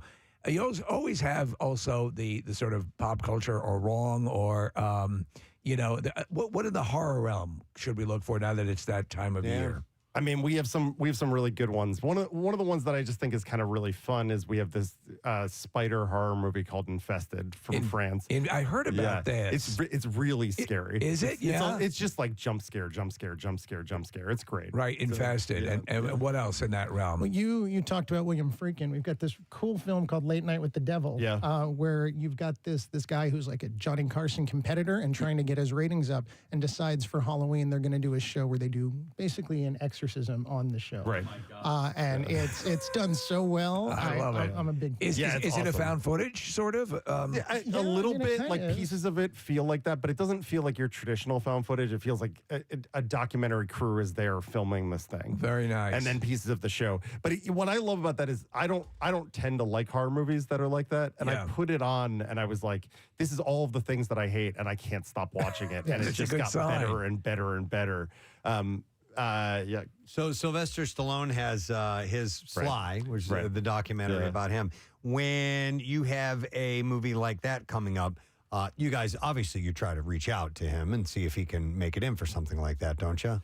Yeah, I mean, we do. And I know it's, we do. You have to try with everyone. We I would do, imagine, and we can always hope things change last minute. You never really know. I mean, the film is awesome. Really? I mean, and it couldn't really be much more Philly than Stallone, right? I mean, stop and think of it. We talk about, and we are obviously massive fans, and he is self-deprecating about the missteps. He's, like Rhinestone and things of that nature. But when he's on his game, he's just the best. Absolutely. And incredible. He's like a get for us all these years. We've had Frank Stallone. We did too. Right. It was very enjoyable. But hopefully that'll he'll be a little bit more open to that sort of stuff, because certainly he came from the world of independent films and film festivals and things of that nature. That's how this massive career took off. So that's right. It's very important. I wanted to ask you, I see Seven Samurai.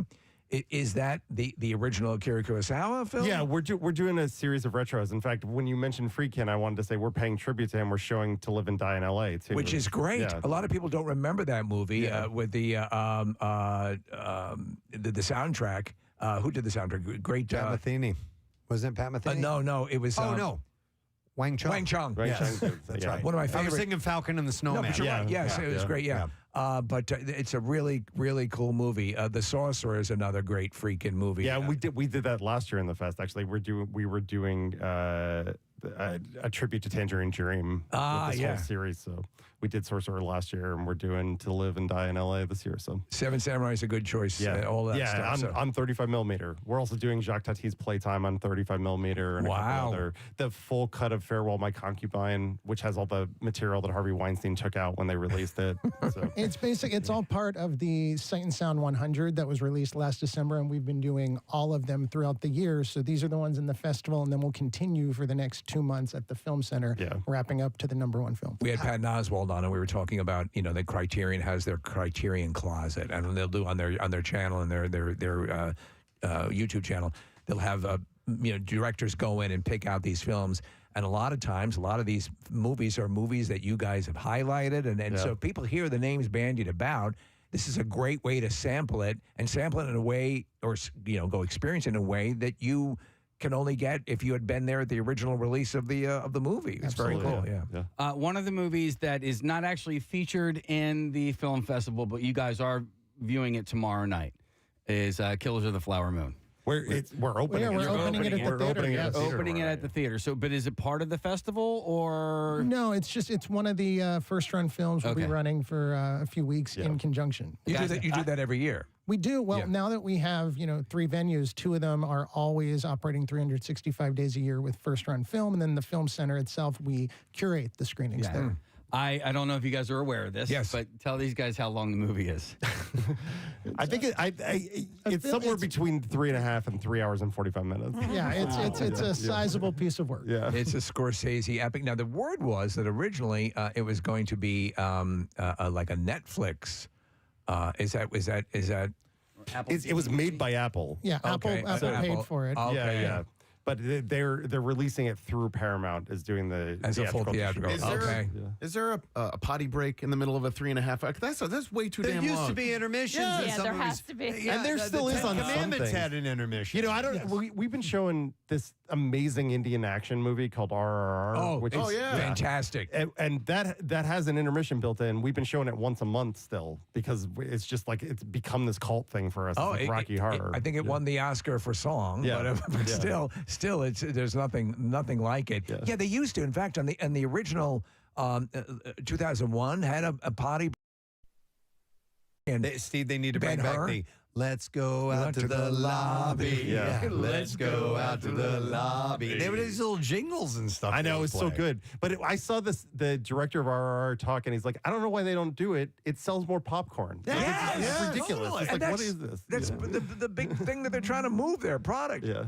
In the world of movies being released to streaming and not having a theatrical release and so on, where does that fall into your guys' consideration for the film? Well, I think, festival? like I was saying, this is why we do events with them. It's why we do all these things. It's like the reason to come out and do it together.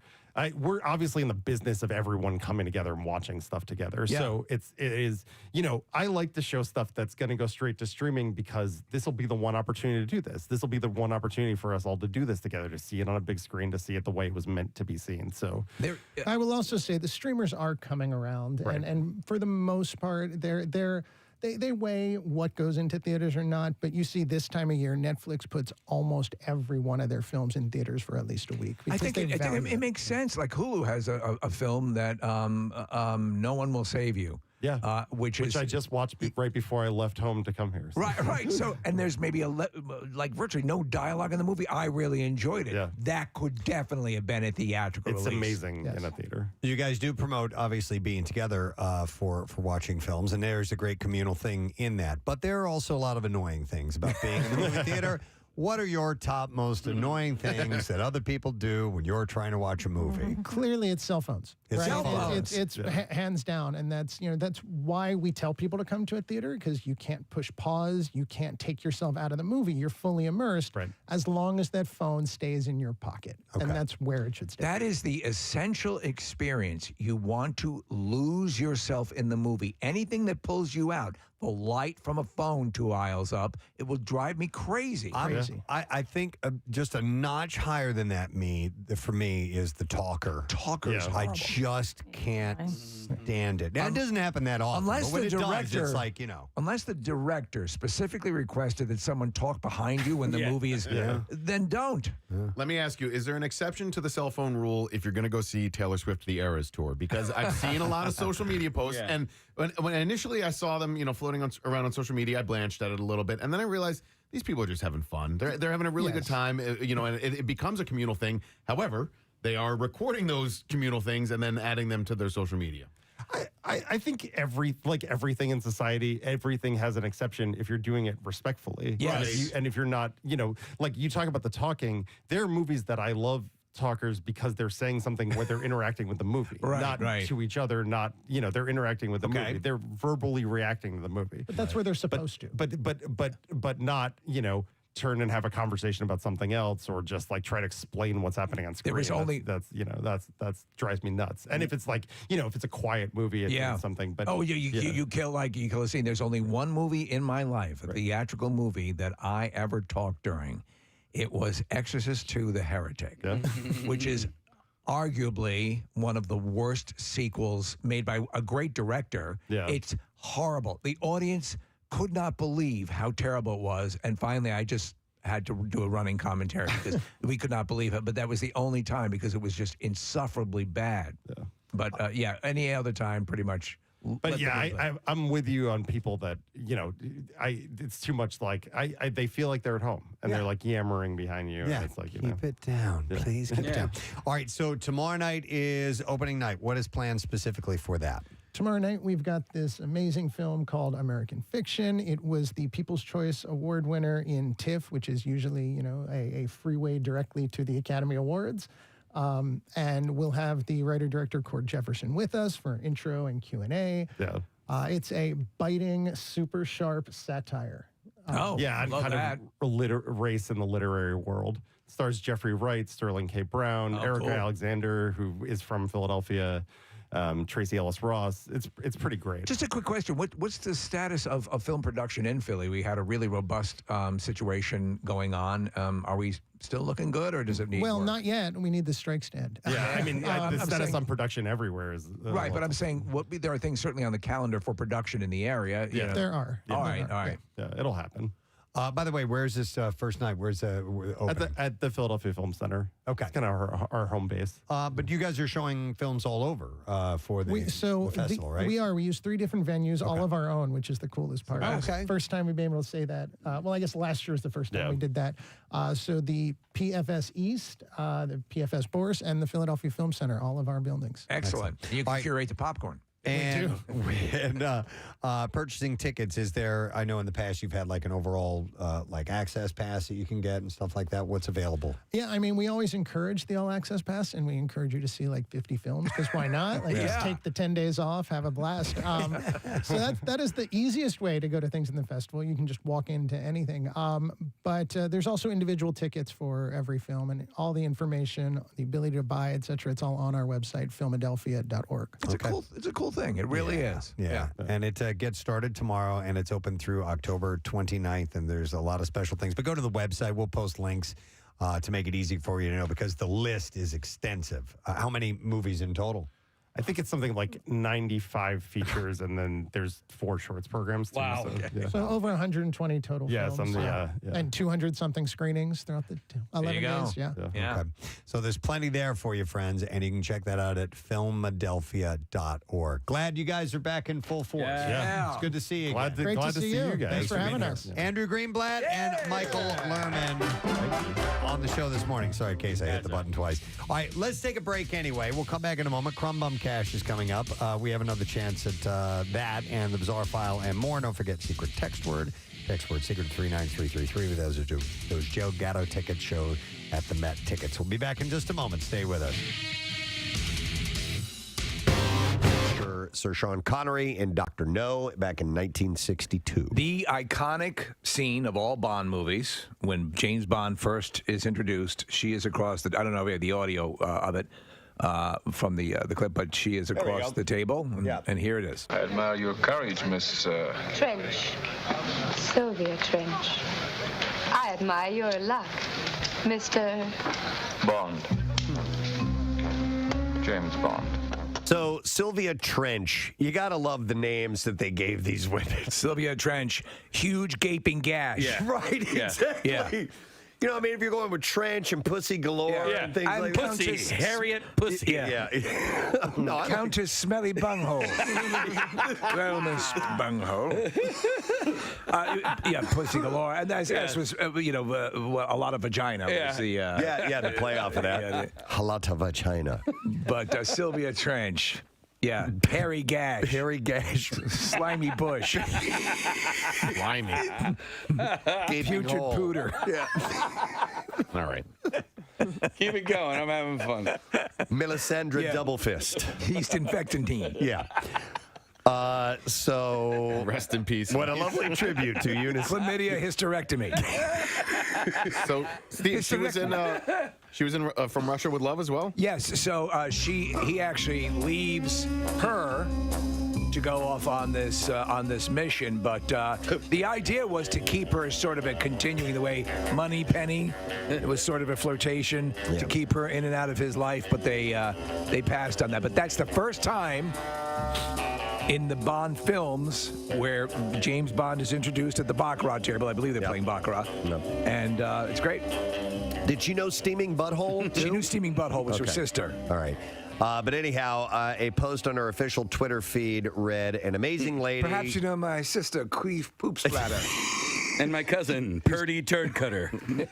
So the Twitter feed read, an amazing lady who left a lasting impression on everyone that she met. Did you say Queef Poop Splatter?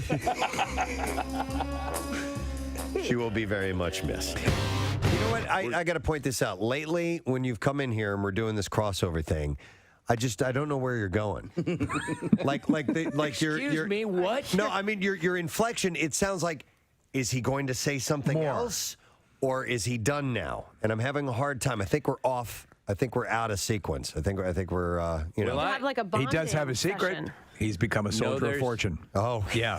Maybe let's do an Outward Bound together or something. Furthermore, and that. Hey. What? I wanted to ask you. I can't believe this is hard. I'm not saying you're stopping in the middle of what you're saying. He's saying you're an unprofessional broadcaster. You actually finish the words, that's and then certainly true. Your inflection is as if you're going to continue on, and then you don't. Yes, of course. Yeah. You should have heard us all day. The amount of screw-ups and semi-said words and spotties. Yeah. I mean, yesterday, Preston looks at me and goes, what's going on? I go, I'm just trying to get my head out of my ass. Yep. So you're done talking now. What? Okay. What is on your show today? There was once a time. Oh, is that you doing that, Steve? I'm like, where's that noise coming from? Beautiful day. Then I found myself camping. That part's wrong because I wouldn't camp. Oh. That part's wrong in my own story. And well, I'd like to correct my story. A Motel 6 is camping for me. You going to U2 tonight? Yes! Yes! And you have access to right? You're gonna be on premises, yes? Something to talk about. Thank God. Oh my God, yes. It's like a first date.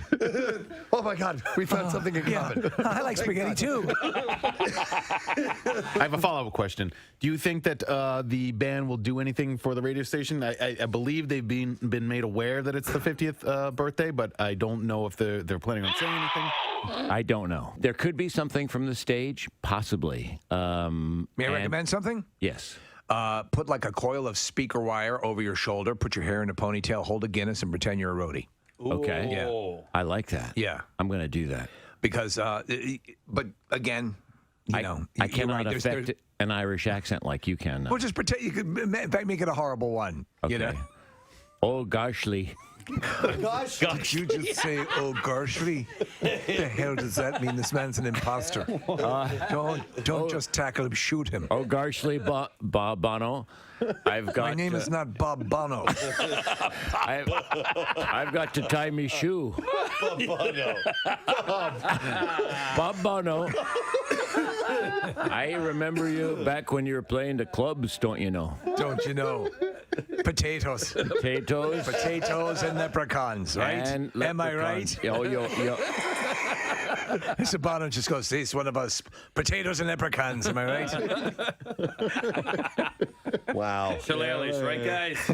Shillelaghs, potatoes, and leprechauns. Right, everybody? I love this text from somebody that says, I think you two just canceled.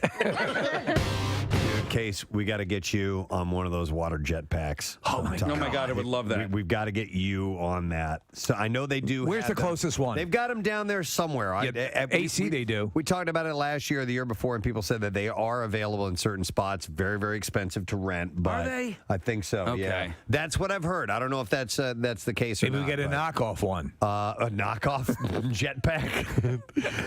But I personally would love to go on one of those things. But I'm dying to see you on one. You see the dudes who are able to flip down and go underwater and dive it down and come back up? Since they've had those out now for several years, there's people that have mastered them, and they can do all kinds of spinny, wild, crazy things in the air and then dive down in and back up. I'm afraid that I would jetpack myself right down into the water and not be able to right myself, and then just go down to the bottom and stay there. Yes, Down to the just bottom of the continue ocean. to thrust myself.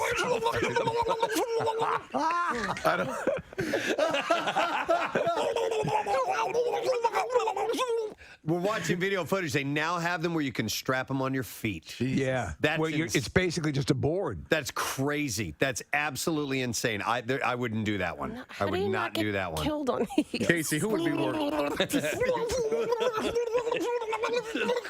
Just screaming down to the ocean floor. Where's Daddy?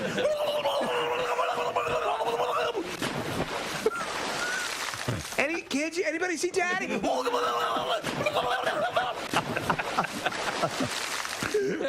Please welcome Lil Rel Howery to the show. What up? This morning, Rel. I'm excited. Thanks for having me. You bet, man. Thanks for coming in. For those who may not be familiar with you, you've had so many great, awesome roles, and you won the MTV Movie Award for Best Comedic Performance in the movie Get Out. That had to have been a nice little feather in the cap getting an award for that. Yeah, it's actually really dope because also last night my friend Tiffany Haddish received the same award. Yeah. Yes. We just took it. I told her this morning, back-to-back years. And she's in Uncle Drew. Yeah, she's in Uncle Drew also, which is such a fun movie, man, we did. So explain for people who are familiar, they may have seen the commercials. There were the commercials were featuring the character of Uncle Drew. Explain what Uncle Drew is about. So it started from, so people don't know this, Kyrie came up with Uncle Drew, and He created it? It's based on his dad. Because Wow. his dad still plays basketball. So he basically created this old, he's better as an older version of his dad, but his dad still plays all the time. Just this older guy who's on the court still balling dudes. Yeah. So it was him who came up with the idea of this. Came up with the idea. This guy who sort of schools some street ballers. And the first time he did, I think we always forget. So they did it in Chicago first, and nobody knew who it was. So it was actually a real court, real game. He showed up in the old man stuff, balled everybody out. I didn't even know it was Kyrie until maybe like the fourth commercial. Yeah, because it was hard. The makeup was done, first off, very well. You could obviously see body-wise the guy, it would have been an exemplary shape. But the facial makeup was very well done. It was very well done. That's what was so amazing about the movie with all the prosthetics, with all the players. Yeah. I'm almost forgot how everybody looked in real life. Did you? Because they'll be in there for 5 hours. So when I show up on set, they already old. And when I left, they were still old. So I literally forgot how everybody looked until Kyrie did that press conference when he went to the Celtics. And I was like, oh. That's your face. Well, in the movie, so you have a team. Yeah. And you have your adversary is Nick Kroll, which is borderline science fiction that he's got, but I got it. So he's your adversary because he plays a good prick. So you guys are playing off against each other. He sort of steals he just crushes you. He's your adversary. Yeah, he's destroyed my life in different times. So that spurs you on to have to find somebody to help me, and that's when I heard about Uncle Drew from different people, like the guys at the barbershop tell me about him, but I've never seen him. It's a stuff of legend, but you figure you'll explore it. Like, come on, whatever. Yeah. So it was like when Dax, his name, my character, discovers Drew, was really by mistake. This was after I couldn't find any new players to play on my team. I went around all these different playgrounds, and I just happened to be at a playground and see Drew take on this dude one-on-one. That's when I approached him. And so what his one deal is, he'll do it, but he has to be able to pick his own teammates. Right, that's where the story gets hilarious and fun. That it's taking this road trip to pick up all these other old dudes. And you're getting older versions of these great players. Shaq and Reggie Miller. Yeah. I mean, come on. Preston mentioned Get Out. Yeah. We had Jordan Peele in, I guess he was still working on Get Out. He was in promoting, I think it was Keanu. Yeah. And it became clear as we were talking that he was just a huge horror fan in this whole thing. And he was simultaneously sort of excited but nervous about what Get Out would be. None of you could have seen how this would take off the way it did. No, I mean, when we did it, it was one of those things where like either this is gonna do well or it's not, right? And it wasn't a big budget, so we all did do it because we love Jordan Peele, and I just love the script.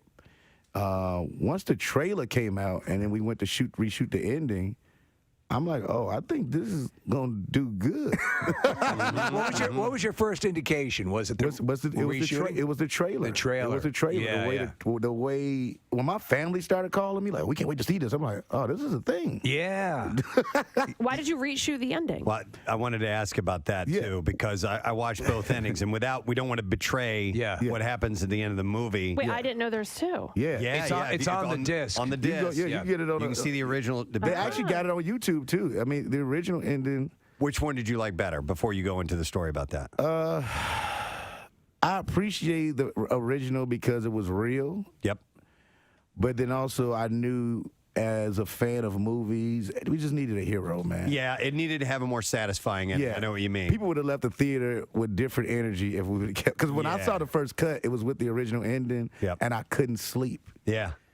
Yeah. No, it was. But you know what? Because he's a. I mean here's the difference. Horror, and they'll say horror comedy. I like my horror. You can have some comedy, and you provide the comedy. But you know what made it work though? Because Jordan wrote it real. He wrote it real. Yes, you can tell. All I was the audience that watched the movie. And that's why it works. When they try to over-yuck it up, that's when they screw it up, because that would have undermined what is really a brilliant horror movie that works on multiple levels. Yeah. And what was masterfully done was that the trailer thought you were getting into one thing, and the movie got you into something else, and you're like, whoa. That's hard to pull off. How much of your character of that? First off, do you ever have to go through TSA ever now?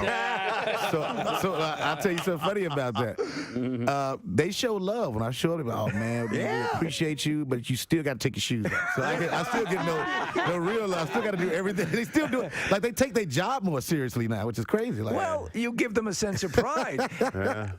Was there any on-set ad-libbing because you seem so natural? Your simultaneous pride and condemnation of him for going in the first place. So the funny thing about it is, I thought I was saying stuff that was scripted, and then we did a panel, and Jordan was like, nah, this is you just saying stuff. Wow, that's great. But he let me do that. He'll have, like, we'll do the takes where I do everything scripted, and I do a real take. And I'm like, all right. Yeah, if anyone's going to appreciate comedic ability. It's Jordan. Yeah, that's why he's a great... All right, thank you, Kath. You know what? We're doing it a little early, but we're going to do the bizarre file. What? And I got a little piece of audio we're going to play for you, so here we go. WMMR presents Preston and Steve's Bizarre File. Brought to you by Sports and Social. Cheer on the Birds, just steps away from the stadium at Sports and Social and Live Casino and Hotel Philly. You can watch the game on a 52-foot big screen with halftime contest, Bud Light giveaways, memorabilia, and more. We will start with this one. A Citibank analyst has lost his job over a sandwich. Over a sandwich? Yes. What kind of sandwich? I'm not sure. Sabalks Fiket went to Amsterdam on a work trip and claimed that he treated his partner to lunch. He submitted an expense report for 2 lunches, 2 sandwiches, 2 coffees, and 1 additional drink, which was under his $105 daily allowance. However, Fiquet's manager suspected that he had eaten both sandwiches. Oh no. Eventually, Fiquet confessed to eating the large lunch himself, and so Citibank fired him for it. We will not tolerate this. Now, Fiquet sued, but a London employment tribunal sided with Citibank. Wow. And he is still he still has no job. The ruling said it is significant that the claimant did not make a full and frank disclosure at the first opportunity and that he did not answer questions directly. Now, he did tell a fib. Yep, he did tell a fib, but, eating 2 sandwiches. It's a sandwich. It's not that bad. I love this story. A man from Arkansas has been charged after a deputy spotted him doing something suspicious in a car that was rocking. And by that, I don't mean they had the stereo cranked up loud. The car was moving back and forth. So 55-year-old Theodore Morgavan III is charged with 2 counts of possession of a controlled substance and sexual indecency. It was around 12:45 a.m. A deputy noticed a car at a commercial storage facility. The deputy approached the rocking car and saw Morgavan You're going to be my regular Saturday night thing, baby. Oh, yeah. in the car being sexual with a stuffed animal. Yeah. He's a plushie, right? Yeah, the deputy was able to arrest Morgavan and search his car.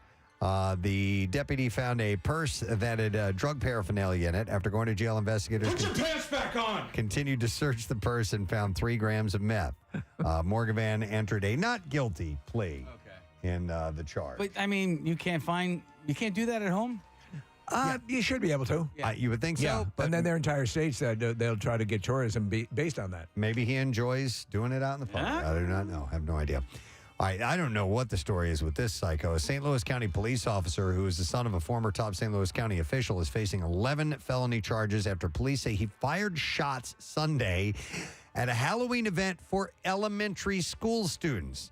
Matthew McCulloch is charged with 5 counts of armed criminal action, use of a weapon, also in first-degree terrorist threat. McCulloch has been a police officer since 2017. Certainly he's heard of Halloween. So he's been suspended without pay pending an internal investigation. McCulloch began harassing people during a trunk-or-treat event for Tillman Elementary students. Hundreds of parents and children were there. McCulloch aggressively approached several attendees. Oh, yeah, enjoy your candy. And made statements such as, "You're all gonna die." At one point, he threatened a woman whose husband then pushed him in the chest and shoved him to the ground. McCulloch fell while surrounded by hundreds of children, stood up, pulled up his shirt to display a handgun and badge. Wow. And then he just began popping off rounds. He was firing shots in the air. You heard the full story, didn't you? When he was a kid, he went trick-or-treating with his friends, and every house, he got a rock. Okay. Finally happened. His name was Charlie. He finally passed the point of no return. But no, he was shooting his weapon in an upward direction, and approximately a dozen times he was shooting rounds off, saying that the attendees would die. He was there with his family, too. Did you like that, kids? You proud of Daddy? An attendee who was there with his 8-year-old, Corey Schornhorst, said he held his gun with a menacing grin on his face and a lifeless look in his eyes and fired 5 shots and waited for the crowd to react. It was complete chaos. One kid had completely run out of his shoes. And they said it all happened within like the span of a minute. So I don't know, man. Drugs, roid rage. Dude snapped for whatever reason. All right, 3 members of a California family pleaded guilty Monday to conspiracy for their role in a ring that shipped $600 million worth of stolen catalytic converters from California to New Jersey. $600 million. Over $500 million in catalytic convertibles. Brothers Tao Su Vang and Andrew Vang, along with their mother, Monica Mao. So they're the Vang Gang. Were part of a national network of thieves, dealers, and processors who provided the stolen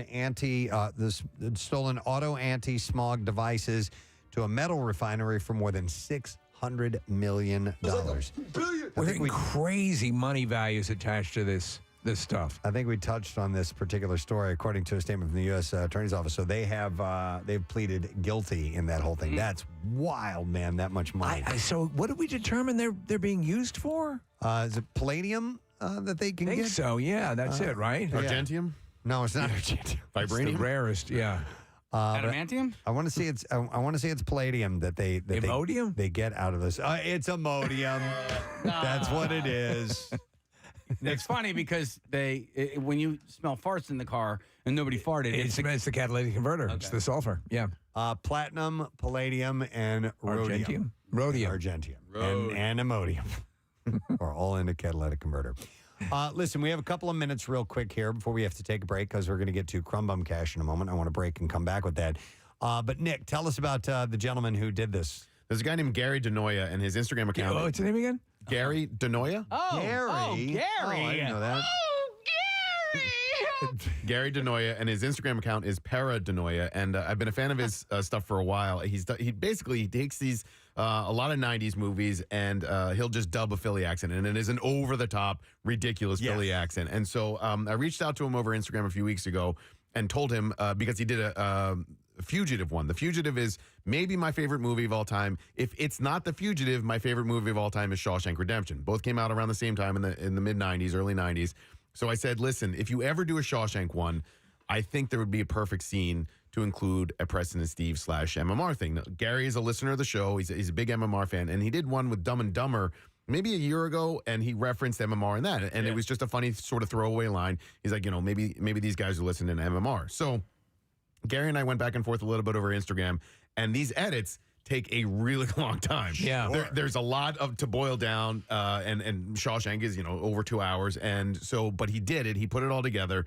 And if you know Shawshank, the scene where Andy locks the room and turns on the record and plays the opera music for the guys out in the yard, I thought that might be a perfect scene for either a Preston and Steve drop or an MMR reference or whatever. So we recorded a little bit of audio. We sent it out to Gary, and he included it in the Shawshank dub that he did, and it's called the John Shank Redemption. So it's up on our Instagram account, which is Preston and Steve Show, and Gary's, which is Para DeNoia. But take a look because the visual really makes it. Do we have the audio? But we do have a little bit of the audio too. Yeah, so here's a little snippet of our part in this. Welcome to John Shank. Hey, Red, you want to be best friends? No, I'm good, String Bean. I got perks. Well, hello there, new best friend. Sup, nerd? Heard you do math. I need you to help me cook my books. You in or out? In on 3 conditions. 1, I get a library. 2, I get to teach people how to read. 3, I get to keep this sweet-ass poster of Princess Dia. And by the way, they're showing all the clips from the movie during this. That's a deal times 3, dude. And now, some tunes for my goons. Hey, real quick, just want to send a shout out from Andy to Red and all the listeners out there in the yard this morning.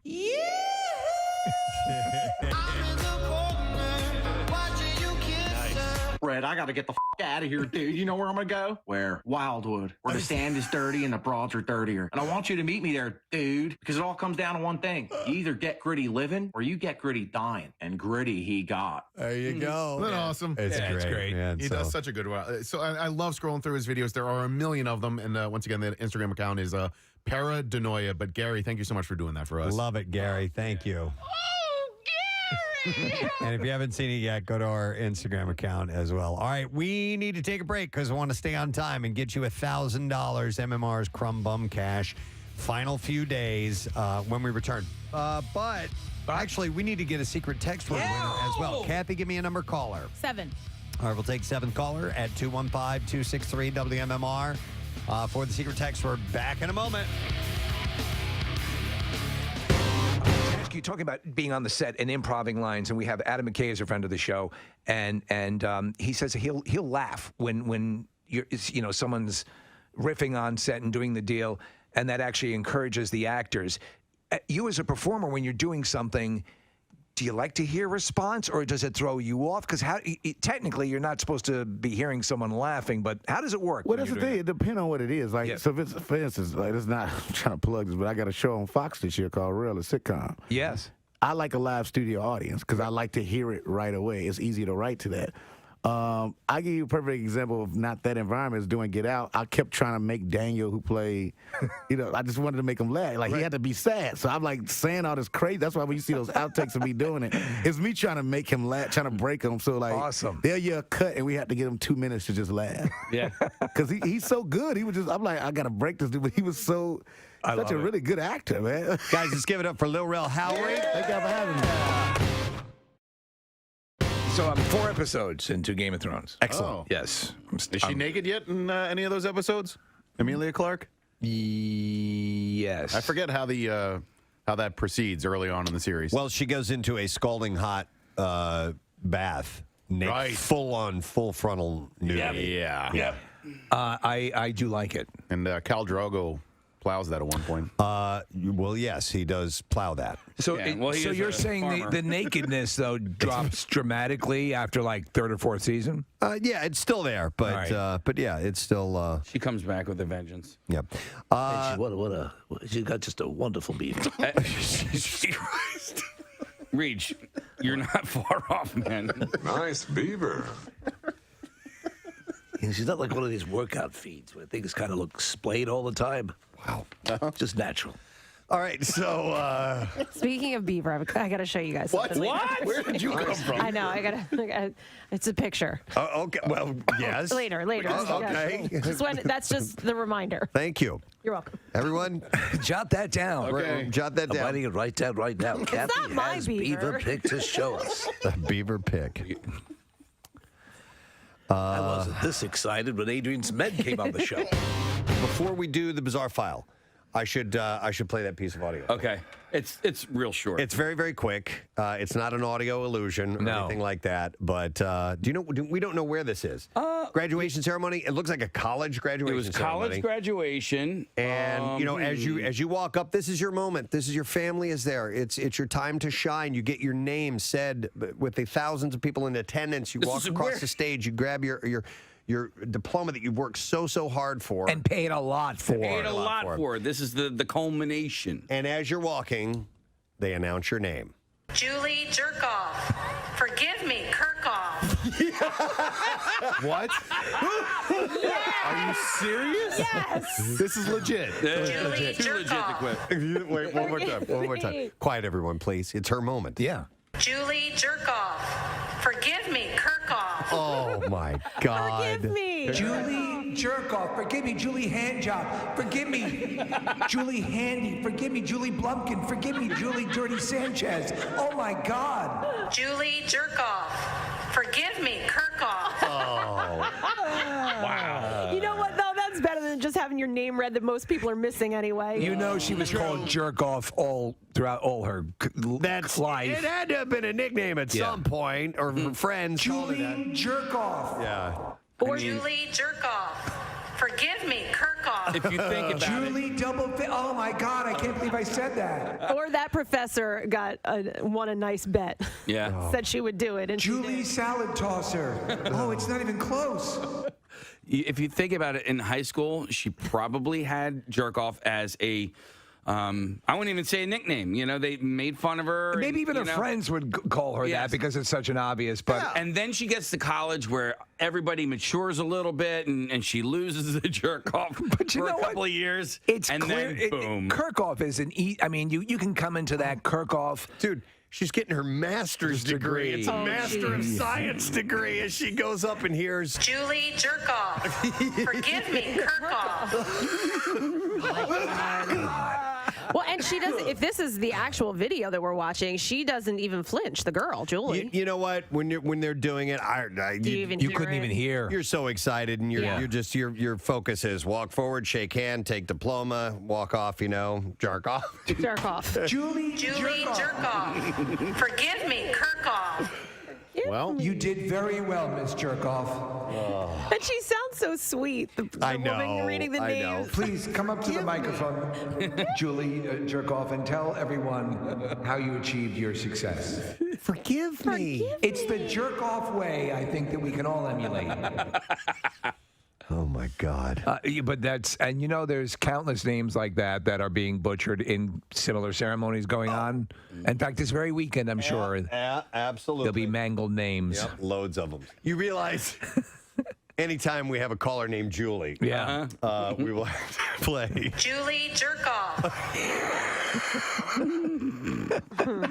It's awesome. It's the best. It actually it made my day yesterday when Casey sent that to me. So, on that one level, is it sort of cool that you have, I mean, since she's probably dealt with it her whole life, at least she has a meme now that's attached to her. Let's see. We have a caller on the line real quick, and I'm going to go to this caller. Hi, caller. Good morning. What's your name? My name is Julie. Julie Jerkoff. Thank you, Julie. Our first Julie Jerkoff. You're our first to be given the Julie Jerkoff Award. Following explosive fights on social media, Jersey Shore star Ronnie Margot Ortiz He and his girlfriend apparently are done. He wrote on Instagram, on an Instagram story to Jen Harley. Yeah, he's a real silver-tongued devil. Listen to this. Yeah. Note to self, can't turn a natural-born hoe into a housewife. Damn. If you find them in the gutter, then leave them in the gutter. Note to self. Yeah. Ronnie later apologized, writing, I want to apologize. I love you.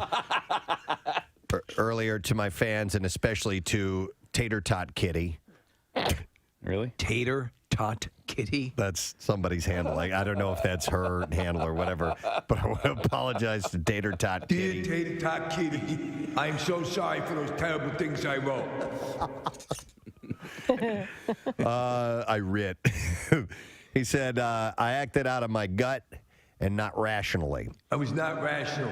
I should have never. Apologies to you too, Ravioli Ramon. He said, I should have never acted in such a manner, spelled M-A-N-O-R. Really? Yeah. Okay. Come on, man. It's where he lives. That's the name of the place. WMMR flagpole. Sitta. Not sitter. Sitta. Yeah. That's the title of that song. It's the difference between fat, P-H-A-T, and fat, F-A-T. That's right. 9:59, and we're just 20 seconds away from the Crumb Bum Cash keyword. This is stop number 2 on a 5-stop day for Crumb Bum Cash, and we wrap it up on Friday, so we're running out of time on this, and we already had a winner this morning. Let's get another one, all right? Ready to do that? Let's do it now. 93.3 WMMR, Philadelphia. You're a real crumb bum. It's time for a Crumb Bum Cash keyword. Let's give you that word. The word is start. S-T-A-R-T. And you have until 15 minutes after the hour to enter that. 3 ways to do it. You can enter it at WMMR.com or through the MMR app. Or you can text to the special contest short code number, which is 45911. One random entry wins $1,000 in the company-wide contest. And each winner gets called from Beasley. So make sure you answer your phone. Contest rules at WMMR.com, and it's sponsored by Horizon Services. So again, the word is start. S-T-A-R-T. Now, while you're doing that, we got to take a caller. We were looking for caller number 7 for secret text word. It's Nancy. Nancy. Hi there, Nancy. Hi, how you doing? Awesome. All right, Nancy, what is the secret text word this morning? Super fragilistic XBL dosage. Yes.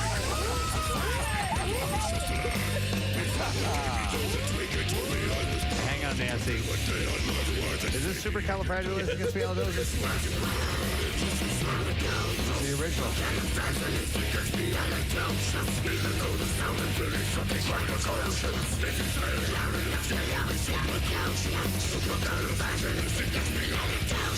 All right. Does it continue with that? All right. I love it. So Nancy has got tickets to see Joe Gatto's Night of Comedy, Thursday, January 19th at the Met. Tickets are on sale now. Complete details on the concert calendar at WMMR.com. And Frank Hartman from Philly also wins because he was our random texter that we chose. Yes. So congratulations. All right, you raising your hand? No. His sleeve. Thank you. Thought he had a statement to make. Preston, I would like to let you all know that I needed to have my sleeve up on my elbow. Very good. Thank you. All right, so now it's lesson question time. We're just like rapid fire giving things away here. I hope Pierre is getting the notice. We are going to give away a pair of tickets as MMR Rocks Bert Kreischer. The Tops Off the World Tour, Saturday, April 27th at the Santander Arena in Reading. And the question, according to Steve, where do most 100 millionaires go for vacation? 215-263 WMMR. It's a special place. According to Steve, where do most 100 millionaires go to visit or go to vacation? 215-263 WMMR. While you call, we do the trash. The trash business is a gold mine. 93.3 WMMR. with Preston and Steve's Hollywood Trash. All right, let's see where we're going today, Steve. What's up this morning? Well, Britney Spears revealing that the bulk of her new audiobook was read by 5-time Oscar nominee Michelle Williams. Britney says Williams really wanted to capture her essence and prepared for every chapter by slamming her head in a car door. Oh, my God. A Minnesota man, 76-year-old Terry John Martin, is preparing to plead guilty to stealing the iconic ruby red slippers from the original Wizard of Oz. Martin now knows that the next time he clicks those slippers together, he'll find himself being sodomized in a prison shower. Oh, my God. And finally, in 2020, Jada Pinkett Smith claiming she was frustrated by her red table talk with Will Smith, saying they were both ill-prepared. Jada says Will missed a perfect opportunity to finally reveal himself as a humiliation cock. Oh. That's your Hollywood Trash. All right, thanks, Steve. So we need to see if you were listening earlier this morning and paid attention and know the answer to this question. According to Steve, he said it earlier. Where do most 100 millionaires go visit? 215-263-WMMR. We'll go to Terry, see if... Terry, actually. Hi, Terry. Good morning. Good morning, it. Good morning to see you. Terry, where is it the most 100 millionaires like to go visit? That would be Sesame Place. Yes. Sesame Place. Hang on, Terry. And we are going to give you tickets to see our buddy Bert Kreischer, and he is doing the Tops Off World Tour Saturday, April 27th. That's at the Sunduntar Arena in Reading, and tickets are on sale now via Ticketmaster, so get them. All right, let's do music news. Now, Preston and Steve's Music News on 93.3 WMMR. All right, couple things run by you this morning. We'll start with this. Robert Plant is going to be taking part in an evening with Andy Taylor and special guests. Andy! The event will raise funds for the Cancer Awareness Trust and take place in Cotswolds, UK. The special event will be led by the iconic Duran Duran guitarist Andy Taylor, who revealed last year that he was battling stage 4 metastatic prostate cancer. Taylor wrote via social media, having such transformative journey, one where the generosity of the Spirit has carried me to a better place, enlightened me as to what my better purpose can be now that I have some life back, which is bloody amazing, by the way. He had reported recently, you reported on it, that he had some good news about response to a particular medication that he was on, and it had bought him some time. Yeah, so this is going to be on Saturday, and the fact that Robert Plant has signed that's very up to take cool. part of it, Well, good that's for Robert Plant, yeah. great. I love that, yes. They're going to auction off some artwork, including stuff by Banksy and Pablo Picasso. Wow. Yeah. Will he be there, Pablo? I don't think he can make it. No? Because he's dead. That's pretty wild. I got something. Sorry? I got something, kids, you know. But yeah, Picasso and Banksy art. That's crazy. Yeah. All right. Green Day will headline the October 26th episode of Amazon Music Live. The live streamed concert series will air after Thursday Night Football. The Rock and Roll Hall of Fame inductees have prepared a career-spanning set and say that it will also include new surprises. Watched by millions of fans around the world, Amazon Music Live is broadcast live from Los Angeles and airs on Prime Video and the Amazon Music channel on Twitch. The band just celebrated the 30th anniversary of their 10-time platinum diamond-certified Grammy-winning album, Dookie. I'm sorry, you said the Amazon series, how many of these have they done? How many years have they been doing this? I don't. It says 20. It doesn't say. Okay. I thought I misheard. Like, it's been happening that long? Let me see here. By millions of fans watched around the world. No. Okay. It's the 30th anniversary of Dookie. All right. Then I misheard. That's like, okay. Yeah. With the release, so they are. I threw you off, didn't I? Yeah, I did. You did. They have the box set that they've released. So there we go. All right.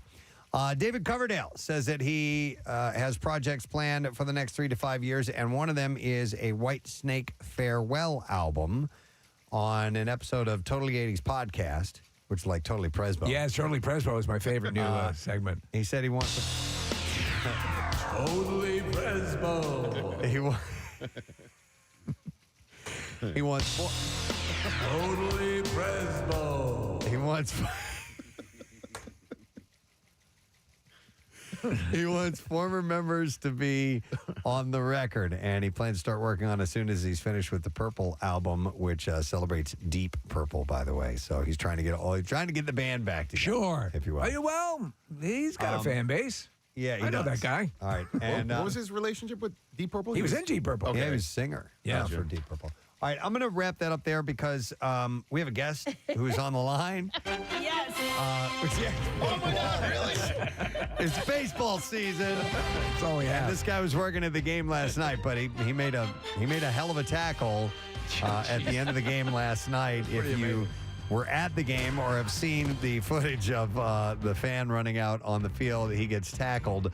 On the phone right now, we have the guy who did the tackling. This is Gary, the security guy. Hey, good morning, guys. Hi, Gary. How you doing, man? I'm doing well, thank you. Excellent. Nice hit, man. Thanks. We were delighted to see that you have. Was it a Facebook page, Kathy, that you're now friends with Gary? Yes. Yeah. If you'll accept her, that is. I think it's a fan run a site. fan Gary, site, Gary, yeah. you don't run it, right? No, I don't run that. That's been made probably about a year now. Okay. From a lot of the other events I work. And so you have become this famous security guard. I mean, before even this happened, how do so many people know who you are? I just work at a lot of the events. Our company has a lot of the venues, the beach festivals, music festivals, sporting events. We do the Eagles games. I'm on the sidelines with the Birds. Yeah, you got to meet everybody, man. So it's got a good little fan base going. Okay. Gary, I have like a million questions, but the first is, are you just watching at all times for these idiots? Like, because you were out there fast. So that's our primary thing is we actually watch the field instead of watching the stands like some of the other staff. So we actually watch the field and just are ready for our industry. No kidding. There's dedicated staff just to keep their eyes on the field for somebody to come out there. So yeah, for the Phillies for the playoffs, they actually called us over from. Like I said, we do the Eagles home games, so they actually called us over for the playoffs and put us down on the field for this. Yeah. Okay. So you're not watching the game at all. You can't be distracted by that. You're looking for that telltale sign, and so it seems like you caught this guy from across a distance, but you beelined it to him.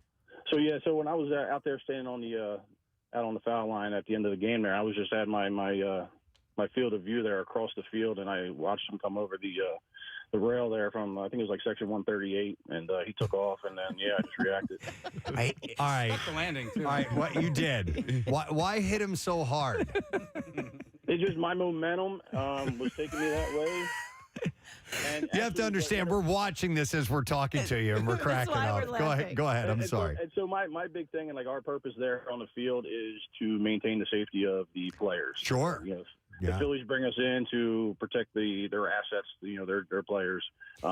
You don't know. Listen, while we all assume it's just a fan who's having fun, it could be a guy with a knife, with a gun that he somehow snuck into the stadium to do something horrible. So I totally get it. Yeah. Yep. And then the way these boys have been playing, we got to do what we got to do to protect them. Yeah. Right. Yeah. Well, and speaking of the players, they were still on the field, and I'm sure at this point you've seen the video, but them cracking up at you just taking this guy down, I mean, I can't stop laughing at it. That may be the best part that I enjoy, too, is watching Alvarado. Are you, Gary, are you at every playoff game? I have been. I've been there since the wild card series, and as of now, what I was told is it will probably be through the remainder. So yeah, well, they're no dummies. You're clearly effective. I want to ask you: do you have football in your background, or what's your athletic history like? So I was a big baseball player. I played ball in college, but then I joined the Marine Corps. And there you go. I joined. We had a football team. I played on the football team for one season there, but that was it for my football career. And then law enforcement, and I retired, and then this is my retirement job now. Well, good for you, man. What's your size? What are your measurements? 6'4" and 260, 260. Oh, my God. And so basically, the guy was hit by an automobile. Yeah. The guy that you turned into a pancake, how tall was he? Honestly, I can't even. It happens so quick, but no, I mean, and honestly, Gary, the whole as Preston said, this is seconds where something could go wildly wrong, and you don't know. And obviously, your years of being a Marine and law enforcement, you know how things can go south so quickly. So we're happy that it is a wonderful moment in time that is hilarious to look at, and that it didn't end up with someone getting, really hurt or this guy attacking somebody. Yep, exactly. Gary, did you guys have a conversation, you and him, the guy? No, once we got him up and got him detained, he was passed off to Police? Philly PD, and then I went back to my post waiting for the next one. Gary, I really do have a love-hate relationship with the people who do this type of thing because it is moronic. It can cause disruptions. Like Preston said, it can be dangerous. They are funny to watch afterwards, and I understand why they don't get broadcast. But when the social media picks it up and you can see them over and over, I do enjoy watching them. But what are the repercussions for this guy? Because he's in some serious trouble. Honestly, I'm not sure exactly what I know he gets the ejection, and I believe it's a trespassing charge. But to be honest, I can't, speak on that. All right, now Gary, you're there at the foul line. Do you get to enjoy the game at all, or your eyes are you constantly darting back and forth the whole game?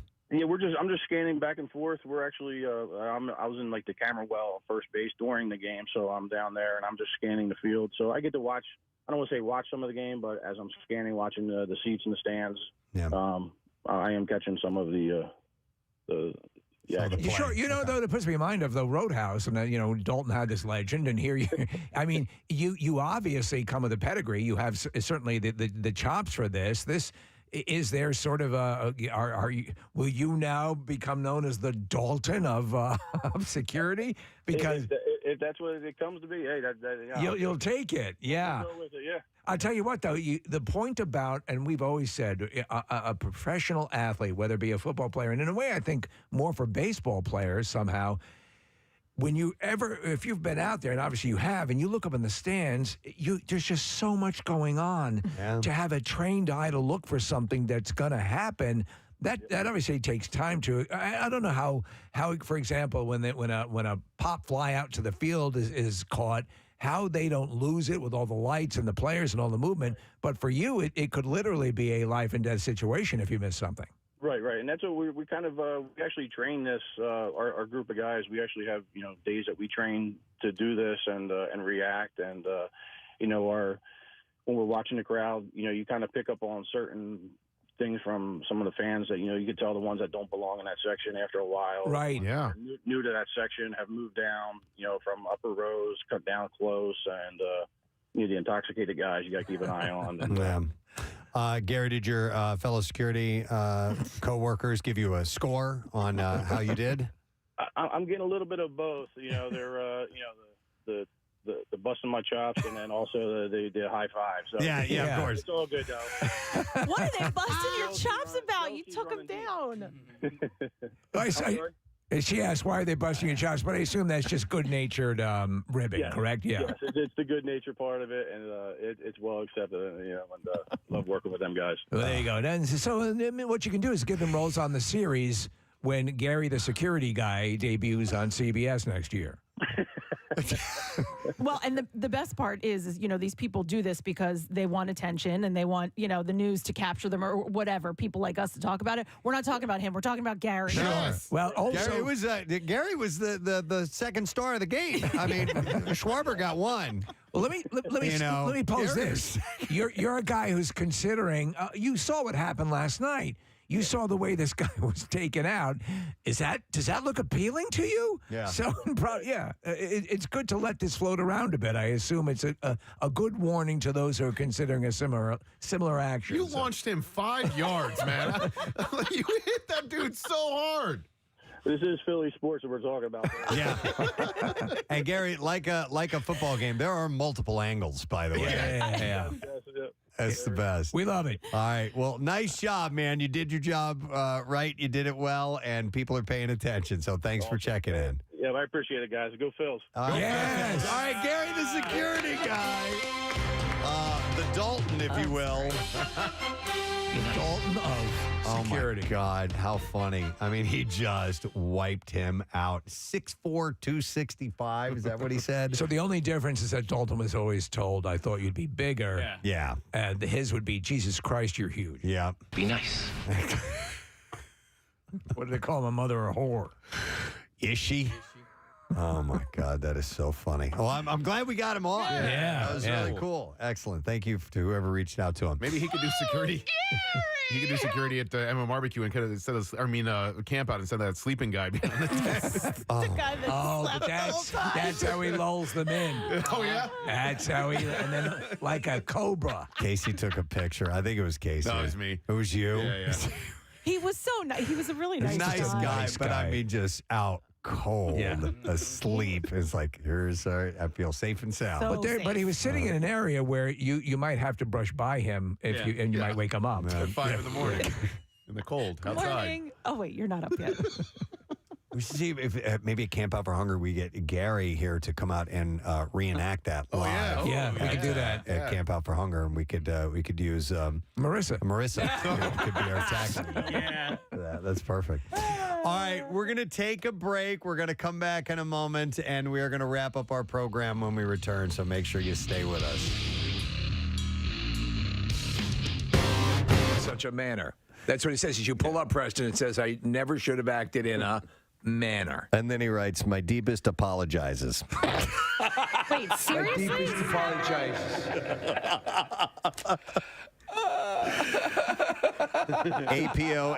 APOLOGIZES.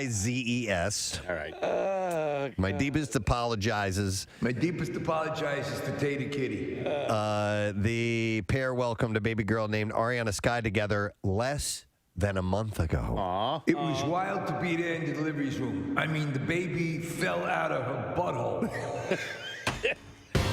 You remember a while back we had a couple of televangelists who were talking about how they needed a new jet. Yes. And they to were spread the word. Jesse Duplantis is his name. The Duplantis Ministries, right? Televangelist with a global reach is asking disciples for money to buy a jet that costs $54 million, quote, so we can go anywhere in the world in one stop. If you're watching the video, he's dressed as I imagine Willy Wonka would dress when he retires. By the way, so I'm waiting for Marissa to get the full audio over, but Duplantis' solicitation comes 4 months after another televangelist, the Newark, Texas-based Kenneth Copeland, announced that he had just bought a new Gulfstream 5 jet. Oh, someone got a little jealous. I think that's what it is, Steve. I think that's what it is. Wait a second. What did that son of a bitch just get? Yeah. Well, this will not fly in the eyes of the Lord. I think it's keeping up with the Joneses. The aircraft. Listen, you insufferable prick, I saw what you just bought, and I'm going to get an even bigger jet. Hallelujah. The aircraft, when first sold in 1998, carried a $36 million price tag. That's what this other guy $54 million. You need to understand, you just cannot. You're waiting in line, and you're going through TSA, checking, you're taking your shoes off. That's time wasted from spreading the word of the Lord. That's it. That's it. Oh, my. And then you got the crying kids kicking the back of the seat. I cannot put together a proper homily on a flight with the riffraff, the human filth that populates these various aircraft while I'm trying to get out there and minister to the human filth. That we got part funds one my over. lust for high-end aircraft. All right, here we go. This is the audio of him pitching this. He made a video of this. Yeah.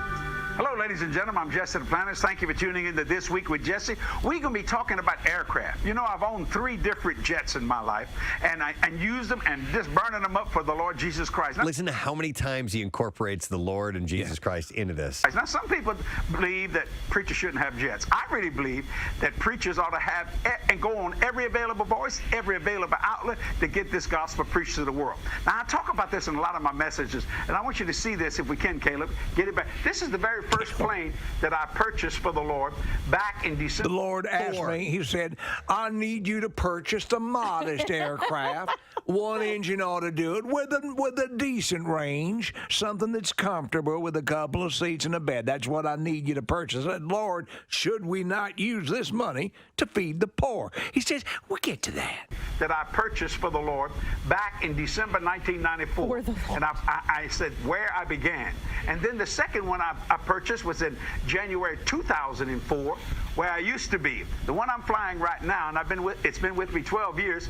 I purchased it in January 2006, where I am. Now, I want you to get a shot of this one, Caleb. Now, this is the Star Trek. It's going to crack you up, because this one is just insanely expensive. And the amount of people who could have benefited greatly from the money wasted on this is just off the charts crazy. And they're showing pictures of him with the camera as they go by. Now, this is the Star Trek Enterprise. This way I'm going. Praise God, but I believe it's got a transporter and everything. In fact, my next purchase is going to be a spacecraft. Praise God, but I believe in God for. Let me just say. Wait, this is what I believe in God for? Yeah. Is that what he said? This is what I believe, yeah. I think he says, praise God, but I believe in gospel. Oh, okay. Where I'm going. Okay. Praise God, but I believe in God for. Yeah. Let me just say this. Is what I believe, this is what I believe in God for, so I can fly this way around the world. Believe in God for a brand new Falcon 7X so we can go anywhere in the world one stop. Now, people say, my Lord, can't you go with this one? Yes, but I can't go at one stop. Oh! That's it. That's the dilemma. Wait a second. You mean you're going to have to stop? There's the kicker. I'm backing that up. Hang on. Now, people say, my Lord, can't you go with this one? Yes, but I can't go at one stop. And you see, if I can do it with one stop, I can fly it for a lot cheaper because I have my own fuel farm. And that's what's up. You just said, by the way, on this $54 million jet that it has a 5,000-mile range. Yeah. That's not flying around the world with one stop. It's this is the way to travel. And I know you have issues at home where you can't feed your children. You know, it's hard to cover your bills. But if you ever do get the chance to fly in an aircraft like this, it will open your eyes and make you ask yourself, dear Lord, why don't I have a jet of my own? Oh, my God. It's the audacity. The absolute robbing of human beings preying on their faith. There I was in Zone 3 waiting to load onto the aircraft. Zone 3. And I said, dear Jesus, I am surrounded by a sea of human filth that is keeping me from spreading the Lord's word. What can you do for me? Can you hook me up in a $56 million plane? Will get it done nicely. And I can fly in one stop. And it's also economical. Is it very economical? Yes, Lord, it's very economical. You know, they got down there down in the Cabo San Lucas, they got these young ladies that need to hear the word of the Lord. I need to. Oh my God! I need to see this guy in down there, Casey. Let me tell you something. The girls have literally gone wild, and they need the word of the Lord Jesus Christ to tell them that if the tops are coming off, if the tops and pantaloons are coming off, make sure that at some point the Bible opens up. This is Cabo. Girls Gone Wild Girls in Cabo. Gone Wild in Cabo. You've seen video. I have seen video, and I'm distressed. I could get there in one flight. I mean, you just want to punch this guy in the face. Absolutely. With all your might. I don't know. I kind of want to join him on his jet. I wouldn't mind This riding is along. my new friend, Kathy Romano, and I believe that the word the Lord would use is bodacious. Yeah. We're praying together. Yeah. I put dildos in my mouth. And that's how. That's akin to saying "open sesame." When this fine young, and she's a broadcaster, I want you to know, so she spreads the word herself. But when she said she put dildos in her mouth, I got to tell you that jet door opened right up. I put dildos in my mouth. So I thought this one would be a nice, light conversation. Anne Frank. Yes. No, but actually, this is actually a little bit of light information about Anne Frank that was recently discovered. It's pretty amazing. Yeah. Researchers using digital technology deciphered the writing on 2 pages of Anne Frank's diary that she had pasted over with brown masking paper, and they discovered 4 dirty jokes and a candid explanation of sex, contraception, and prostitution. Wasn't it Bert Kreischer who got Anne Frank confused with Helen Keller? Yes. That's And actually, right. there's an on-running joke about that on a website I go to a lot, which is fark.com. And it's not only Anne Frank and Helen Keller, but they've also thrown in, oh my God, the pilot. You're talking about Amelia Earhart as well. Sully Erna. So they always, is Sully Erna. No, Sully. I thought you said Sully Erna. I'm like, no, yeah, I don't think he's a pilot. I don't know why I immediately when you said pilot, we're clearly talking about women. I mean, he did land that. It's a good movie. I don't know why Sully has not brought up the fact that he hid in a in Amsterdam during World War II, because that's an even more courageous and story. what blows me away is the dude was blind and deaf and able to land that plane. It's amazing. Well, I mean, he landed it in a river. Well, I but, guess you know. he doesn't want to puff himself up too much. All right, so anyhow, let me find something else. I can't wear.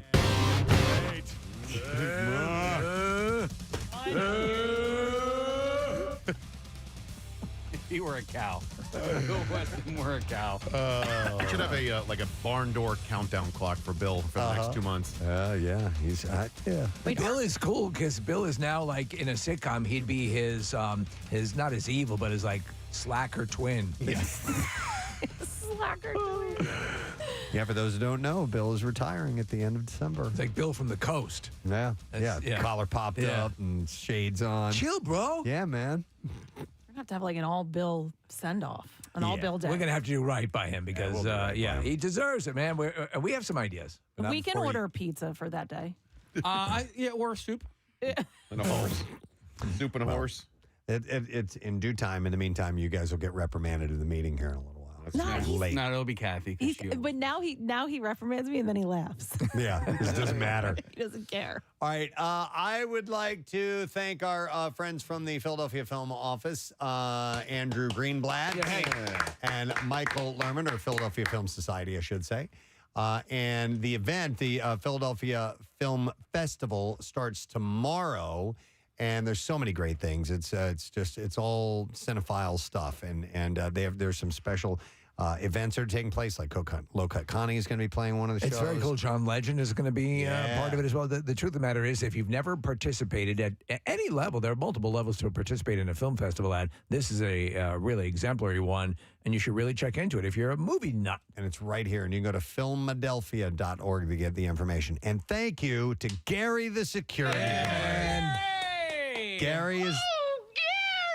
Gary is the guy that at the end of the game last night, somebody ran onto the field and he just full on, I mean, linebacker tackled him. Play the Gary. This should be his sound. Okay. Yes, and it was a great conversation with him, but pretty funny. If you haven't seen it yet, then just do a quick search on social media. You will find it, no problem. It's crazy. All right, we need to do today's letter of the day. Casey's going to be handling that, so here we go. Preston and Steve on 93.3 WMMR. Now, the Daily Letter. And the Preston and Steve Show is brought to you today by The Letter. A, as in Albuquerque. All right, and we have a 4-pack of tickets and a photo op with John Cleese for his new show, An Evening with the Late John Cleese, Wednesday, October 25th at the Kimmel Center Academy of Music. Tickets are on sale now at kimmelculturalcampus.org. Let's see. I just need to thank our sponsors and then tell you what's coming up tomorrow. Then we're going to make way for Pierre. The Preston and Steve Show brought to you today by Duncan. And the Preston and Steve Show runs on Duncan. Tomorrow, on the Thursday edition of our program, we'll talk to James Murray, who is still with the Impractical Jokers. We're covering them all. Talk to Murr, see how he's doing. And in studio to get us fired up for game number 3, our buddy Michael Barkham will be joining us. Always great time. So that is it. We are done. Rage on. Have yourself a great day. Pierre's in next. Crumb Bum Cash coming up. We'll see you tomorrow, gang. Bye-bye.